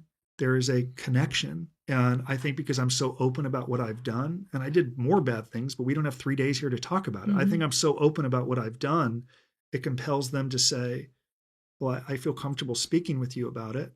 And I want to kind of engineer that same outcome. Right. And I'm not just saying financial or I don't want this to define the rest of my life. Of course, yeah. I think there's a real blind spot with people where they can never imagine for some reason, I think it's also lack of empathy, that they can't imagine that it could be them. That one day they could make a mistake, do something wrong, need to survive whatever the situation that will lead you to commit a crime or make a mistake that will land you in prison. There can be a sense of righteousness. Yes, I mean, I've had absolutely. And superiority. In the chapter I just wrote of the book, I actually open up where I'm giving a presentation in front of 1,000 accountants in Arkansas. And 30 seconds into my presentation, I said, like, anyone can make bad decisions that end up in prison. This is going back to 2010. Yeah. And 30 seconds in, some dude who's like 6'5" in the back row stood up. The hugest hands I've ever seen, like the BFG, the giant. I'm like, sir, it's not time for questions or discussion yet. He said, don't ever think that I can make the same bad decisions that you've made. I've been an accountant for 20 years. I've never taken a shortcut. And I said, you're right. I apologize for insinuating everyone in this room can break the law. So I have to be very careful about that. I'm not suggesting anyone can. Yeah. I know I made bad decisions, but I do know there can be a sense of occasional double standards, right? Of people who might have done something and didn't get caught. And that conviction really does change. It changes absolutely everything. But the way that you overcome, you talk about the shame or the stigma, the way, at least for me, to overcome it is by doing what Michael taught me to do. You talk about it, you share lessons. You don't run from it, right? In the age of AI and Google, you can't pretend you didn't go to prison or there's a press release. And some people try to do that. I think that's what you should do with every bad decision and bad things that happen in your life, is not be ashamed of it and totally it's like the shame paradox. The way you overcome it, you run towards the shame. Yeah, absolutely. I'm a big believer in that. You talk about the shame, and there's value in talking about what it used to be like. It's cathartic. So even, I recall when I was in prison, I read a lot of books, but in chapter 2 of The Picture of Dorian Gray by Wilde, he writes about something akin to, it's very easy to poison the existing moment if you focus on the life you once had, the successes you once had, because you can't appreciate what you have now. And I suffered from that when I came home from prison. I wouldn't appreciate what I was accomplishing, that some school flew me to New York to speak and they gave me a check. Like, why? I can't believe it. I'd look at the check, not fully appreciate it, because I'd be like, wow, just 2.5 years ago, you were making 100 times this. Yes. And that comparison is a difficult way to live. And focusing on what you once had is a difficult way to live. But by writing about it and being open about it, people going through this will understand, okay, that could be in my future too. I can relate to that. I can understand how Justin's feeling, because I'm no longer going to be a doctor or a lawyer. I've got to recalibrate, as Mount Boyer would say. I've got to develop a new business and brand, and it may take years before I ever get back to where I was, if I ever do. So that took a long time for me to fully appreciate and no longer live in the what I used to have. And that also is a terrible way to live, because it can be difficult to move forward. Of course, yeah. Absolutely. You know, you definitely 100% should watch this documentary that's on HBO. It's by Andrew Jarecki, and it's called The Alabama Solution. You haven't watched it yet. I haven't. It is amazing. It basically follows for several years what's happening inside. A lot of it is filmed by the prisoners themselves. What's happening inside all these different state prisons in Alabama. Horrible conditions. I mean, correctional officers beating prisoners to death, overdoses, drugs being dispensed and given many times and sold in prison many times by the correctional officers themselves. Violence, just inhumane conditions.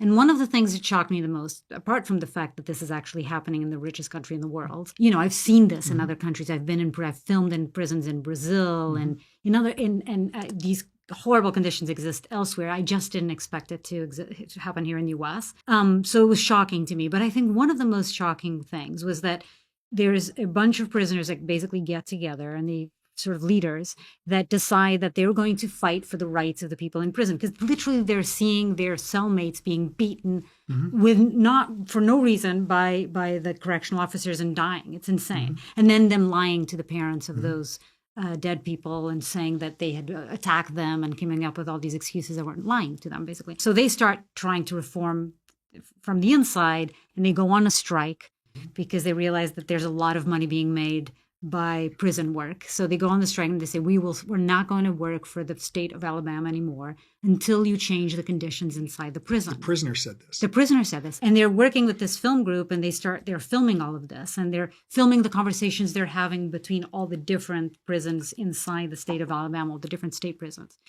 And they all overnight stop working. They would refuse to work, which is amazing. It's so brave what they did. You know, you can disagree with what they did. Obviously, you do not condone the crime, whatever put them in prison, but still, the conditions are horrible. It's inhumane. Nobody should live like this. And they're being stomped on by correctional officers. I mean, treated like worse than dogs in many cases. So they're very brave, and they did this. And to me, what was most shocking was hearing how the Attorney General many in the media, in radio shows, they played some snippets and they interviewed the Attorney General and how they would talk about prisoners. And to them, it's like, they're in prison. Why do they think they should have any rights? Right. Have they not looked at their feet and seen the shackles? How do they, what are they expecting? Good treatment? That's a common statement or refrain when people will say if they were so concerned about their conditions or how they would live, they probably shouldn't have broken the law. And that's a terrible thing to say, because even when you're in prison, there are basic rights that you should be able to live with dignity. You need resources. Many people in these prisons, state, worse than federal, are poor with nothing coming in.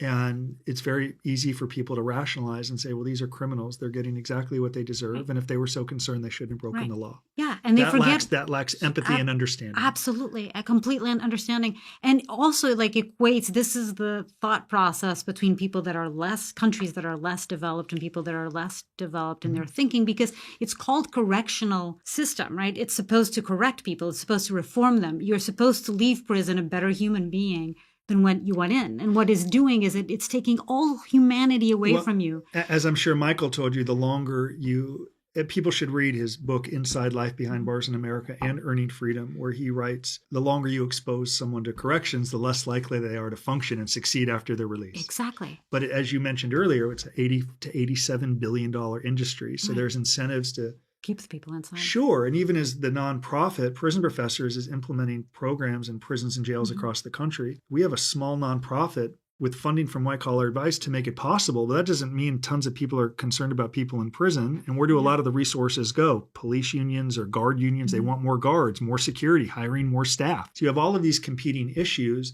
but the primary goal should be, how do you have safer communities? You have safer communities if someone is released from prison with values and skills. Of course. Even if you hand someone a job, if they don't find value in work, they ain't going to work. Yeah. Right? So that's what reentry should look like the day someone gets there. But there are changes coming, at least in the Bureau of Prisons. I mean, Michael is going to be now leading in admissions and orientation. So when you go to prison, you go through a training. It takes 2 weeks to clear A&O. The training when I was in prison was like, it's a 7-minute video, then a 2-minute video. There's no training. Then they just throw you out into the compound. Michael's leading that A&O training now. Yeah. This is what you should be doing while you're here. You should be building, you should be you should be earning freedom, building a pathway out of here. Yeah. And so there are changes coming. Good. And a lot of it because of the work that you guys are doing. And really Michael, I'm grateful that White Collar Advice supports it, but I can't tell you that I'm traveling to 50, 60 prisons this year on Ubers and Hampton But you're Inns. doing your part of the work. And that's the outcome we engineered. So that's when very smart. Sure. So like when I see some comments from people, and again, I'm at a point where I'm numb. It has no impact on me.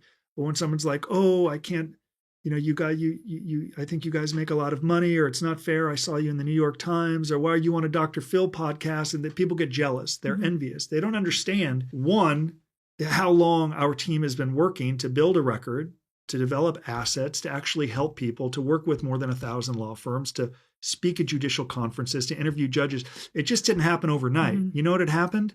Walking that dusty track with Michael, where he asked me, what does success look like for you? What are you trying to engineer for the rest of your life? That was a long, long time ago. So when, even people are like, how was Michael Santos visiting prisons? It's like, that upsets you? Do you know what he did for 26 years in prison?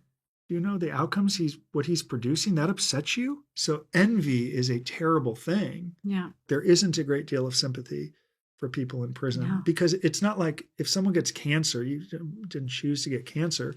There's an otherness that accompanies a crime, like we chose it. Yeah. And it's, to me, I think my parents always taught me this. You're judged by how you treat people with less power than you, right? And not by how you treat people with more power and more important than you, right? And that's very humbling. And I think it's a very important lesson. And so if you're not treating these people well in prison because it's a reward for all the bad, you shouldn't be rewarding them for the bad stuff they did. But you should be treating everyone with some sort of empathy and humanity, whoever they are, whatever they've done in the world. And only by extending that humanity towards other people are you having an impact and hopefully creating, kinder human beings around you and educating them, which is also not part of prison somehow. Not enough. It is getting better. But the problem is it's a very volatile environment, and you do have people that have been in and out of the system their entire life, and of course some people in prison have no entry in reentry or programming and developing a law-abiding life, so you need more security. But there's no doubt. I mean, even in some of the BOP prisons. Like even during COVID, because some viral videos got out with prisoners that had iPhones and they shouldn't. But it's like, we're here in COVID. We have to wear a mask. There's no soap to wash our hands. There's no soap in the showers. The commissary's closed. We can't shop. So it's like, well, it's filthy. It's a filthy living situation. It's almost like inhumane. Yeah. In the Alabama Solution documentary, you can see the cells full of rats. Yeah. He has a bottle, the leader has a bottle where that night he had like 10 rats that he had picked up, and he was getting fined or treated badly because he would put you were supposed to have your food bag on the floor. He was in solitary, and he kept on figuring out how to hang it or else the rats would eat it. But every time he did that and he hung it, he would spend more time. And so whatever it is, there was some sort of punishment for that. I mean, these are not conditions that anyone should live. No one should be treated like that. I'm sorry. It's inhumane. It's not safe. It also puts security or staff at risk too, because it could lead to prisoners becoming volatile. Right. When you feel as if you have no choice in a violent environment to begin with, it can create safety issues for staff. And I know many good staff would like to fix it, but there's only so much they could do, and there's only so many resources a lot of these states have. And with little money, the last thing they want to do is make it more comfortable. Sure. I mean, even like with the Doge cuts earlier this year, the trickle down, the non-prison professors does work in every California prison, every prisoner. And they would California would give a small purchase order for the program and help offset some of the nonprofit costs because it's very expensive. And with the budget cuts this year, California told the .org, we don't have the funding for it. And Michael said, that's okay. I'll do it for free. I'll travel. I'll give you the programs and products at no cost. That's great. Prisoners shouldn't suffer because the state of California is cutting their budgets for people in prison. But not every nonprofit's in a position to do that because Michael has resources. Not one penny of what's raised goes to him. Even when someone buys a book for $50 and it may cost him 20% as much to produce on Amazon, he doesn't keep the spread. 100% of those resources support the nonprofit. Wow. Many nonprofits are not in a position to do that, where they got to pay a salary to an executive director. They need to offset costs and pay themselves. I mean, so many nonprofits, like 75% of what's raised pays staff. None of that here. Even when I came home and it was like, oh my God, I just flew to Temple and St. Joe's in Villanova for $2,000, all expenses covered, and I'm going to net $200 after everything. And I knew I was going to be okay because I was implementing lessons Michael taught me. And I knew that I could be resilient and develop skills and overcome it, even when nothing was coming in. And it all started with using this experience as an asset, being part of the solution, despite the inevitable criticism that comes. And I get it. Right. Yeah. I mean, there's nothing more rewarding than having a direct impact, positive impact in other people's lives, right? There's nothing more rewarding than not bullshitting and not telling people to do what you haven't done. That's what's rewarding. Okay. There's a lot of motivational speakers. They do the online gurus. I can make $1 million this month if you buy my $89. They've never done it. Right. So they don't feel good about the money. It's why so many people, they might achieve something if they haven't earned it. I'd argue, it's a different conversation. Some friends of mine that grew up as celebrities whose parents made the big money and they handed down many of these, their depression issues, because it was given to them, they didn't earn it. Right. Okay. What's satisfying is that I've been authentic about it. I'm not a consultant. You're not hiring me to do that. I'm advising you to follow this path that changed my life. It's helped other people. It's good to help people, but it's also good to have authority and to be authentic. And if anyone were to ever question me, it's like, well, I'll just show you. I'll show you. Talk to someone. That is what's very rewarding. Right. It's authentic. It impact, feels good. Real impact. It's not make believe. And particularly, I think, in the case of people like you and Michael, who are people who made mistakes in their past and could have not owned up to their mistakes, or could have been depressed their whole lives, or could have not changed their lives around so dramatically like you guys did. Now you're using your platform, your voice, your time, your intelligence to create change around you. The only way you get the change. See, part of the problem is not everyone wants to do the work. And we should embrace that. It's kind of easier said than done. That's the title of the last chapter. It's easier to say that you're going to live a certain way in prison when you have no responsibility. And it's another thing to actually do it. Like I address, and I'm like a walking contradiction. I ask you to do something I'm incapable of doing. Like being open and honest, then telling my now wife, Sandra, go to my website because I didn't have the courage to tell her what I did on a phone call. It's easy to tell people what to do. I don't always take the advice. The way you get there, it's so cliche, like the tortoise and the hare, right? It's like incremental, slow and steady wins the race. It's like do a little bit today, do a little bit tomorrow, you do, and then before you know it, it's like, wow, I have a really comprehensive body of work. And maybe I created something that my case manager throws in the trash in prison. They're not a fan. Okay, maybe the probation officer loves it. Maybe you want to go back to that judge someday for a resentencing, or maybe the judge loves it. We've seen it all, but it requires, like, you can't outsource work to a lawyer. You got to like embrace the perspective they have of you. And it requires like high levels of introspection. Like if you did it, you kind of have to share why you did it, what you've learned, the motivations behind each choice, the choice itself. That's the only way that people will find you believable.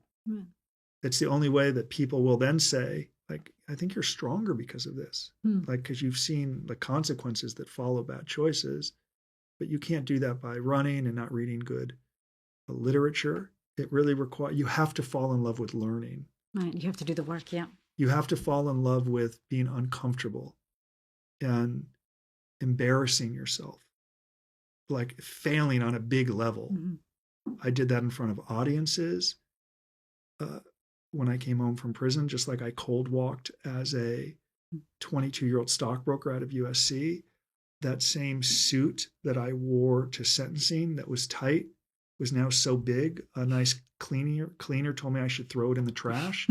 I used a pass from the halfway house with this huge suit on. My mom picked me up at the Vinewood halfway house. I had 4 hours. She drove me to downtown Los Angeles. I had a bag of books, lessons from prison, and I wasn't allowed to communicate with Michael. My probation officer wouldn't allow it. So I had Carol, his wife, say, tell Michael tomorrow I'm doing it. It's freaking happening. I said I was going to do it. I'm doing it. And Michael was proud of me. So I had bags, lessons from prison in a bag. My mom dropped me off in this suit where I looked like a total weirdo. Like it was so huge. I looked like a weirdo. But a part of me wanted to like suffer through it. I wanted to return to the town that had just sentenced me to prison in the same suit. I had to close the loop. So I walk in uninvited to these law firms. I sneak past a security guard. And I do like the same pitch that I did when I was 22. Like, I'm not here to sell anything. My name is Justin Paperny. I was just released from prison. I'm here seeing some lawyers, dropping off copies of my book, Lessons from Prison, that helps people prepare for, prison and the experience and coming home. What a lot of lawyers do is take the books and leave them in the conference room. So when you're visiting with a client, you could hand it. That was kind of like my pitch. That's smart. And then they'd be like, who are you again? And I'd say, hi. And I was so nervous. I would give the same pitch, like, hi, I'm Justin Paperny. I'm not here to sell you anything.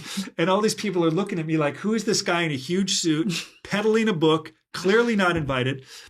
So she's like, Jason. I'm like, no, it's Justin. She said, Jason or Justin, whatever. No lawyer is available to see you.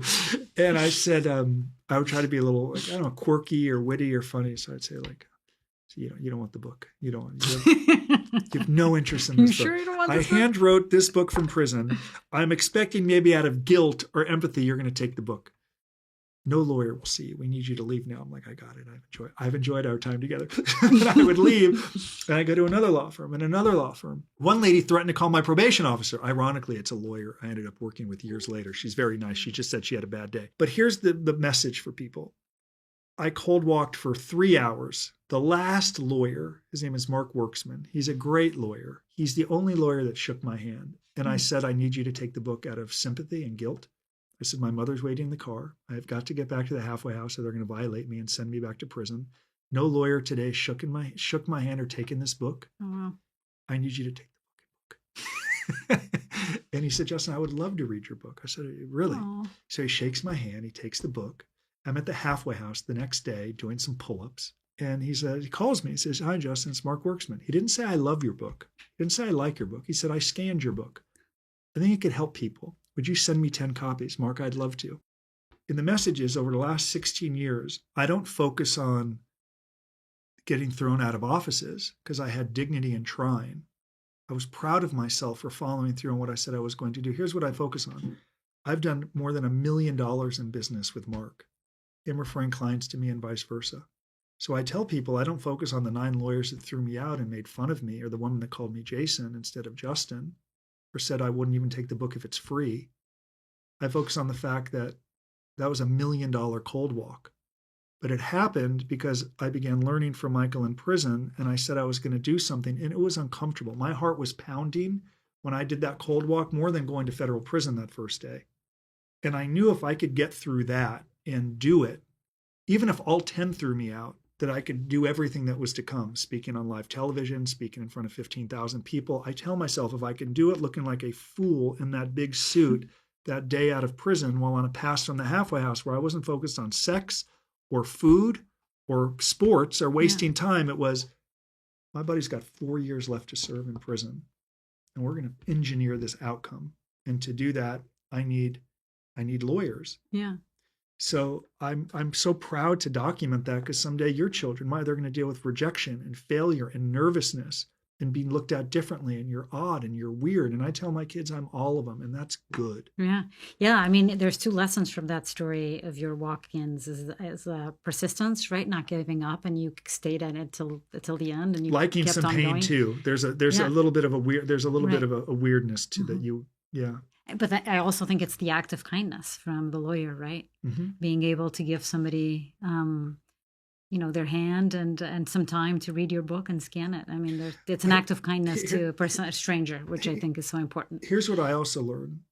That sales pitch I tried to do, my name is Justin, I only need 30 seconds, I'm not here to sell anything. That's what I thought I should say. When I did what I do best, which is just be really vulnerable. Mm-hmm. And really honest. And sure, you could argue maybe there was some guilt there in taking it, but it led to the result that I wanted. However, I got there. I wasn't manipulating him. I was telling him the truth. My mom's in the car. I just got out of prison. I have to get back to the halfway house.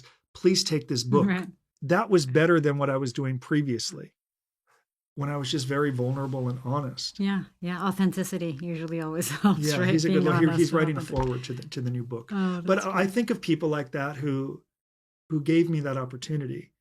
But it all started with a willingness to try it, which comes back to what we discussed a few minutes ago. It is hard work. It requires someone to say, like, I'm going to start creating something today. Like, you're here, and the success that you've had, awards, it all started because you had some vision and you began to implement. You failed and you've pivoted and you've started over. It's not going to work. Long day, sacrificing time with my family. But you've engineered the outcome that you want. I did, yeah. I started when I was 12 years old. None of it is by accident. Yeah. So people have to do that. The problem is some people stall and delay. So, well, I'm going to wait till I get sentenced. I'm going to wait till I come home from prison. It's like, well, look at people that you admire. Look at someone successful. Like, did that entrepreneur or athlete you admire, that not politician, that artist? And when did they start? They started at 12. When did Tiger Woods start? He started at 5. Yeah. The best day would have been yesterday. The next best day is today. Right. Yeah. And not enough people are willing to do that. But those that are and do, this experience turns out to be a blessing in many ways. Wow. Amazing as always. Good Justin. To see you. Yes. Thank you so much for coming on the podcast. We covered a lot. We did cover a lot. I love our conversations because they get very deep as well. Yeah, it was. I haven't covered some of this, which feels really, really good to talk about different things. And you ask questions that I haven't gotten before, and you have a level of engagement where I can see you are genuinely interested. I am. Yeah, so I'm really thankful to talk about not just white collar, but more so the work that white collar is doing to impact millions of people in prisons and jails through prisonprofessors.org. So I'm grateful. I love the work that you guys are doing. It's so important, and there's not enough of it out there. And I wish you guys all the luck. And if there's any way I can help, I'm here. Thank you very much.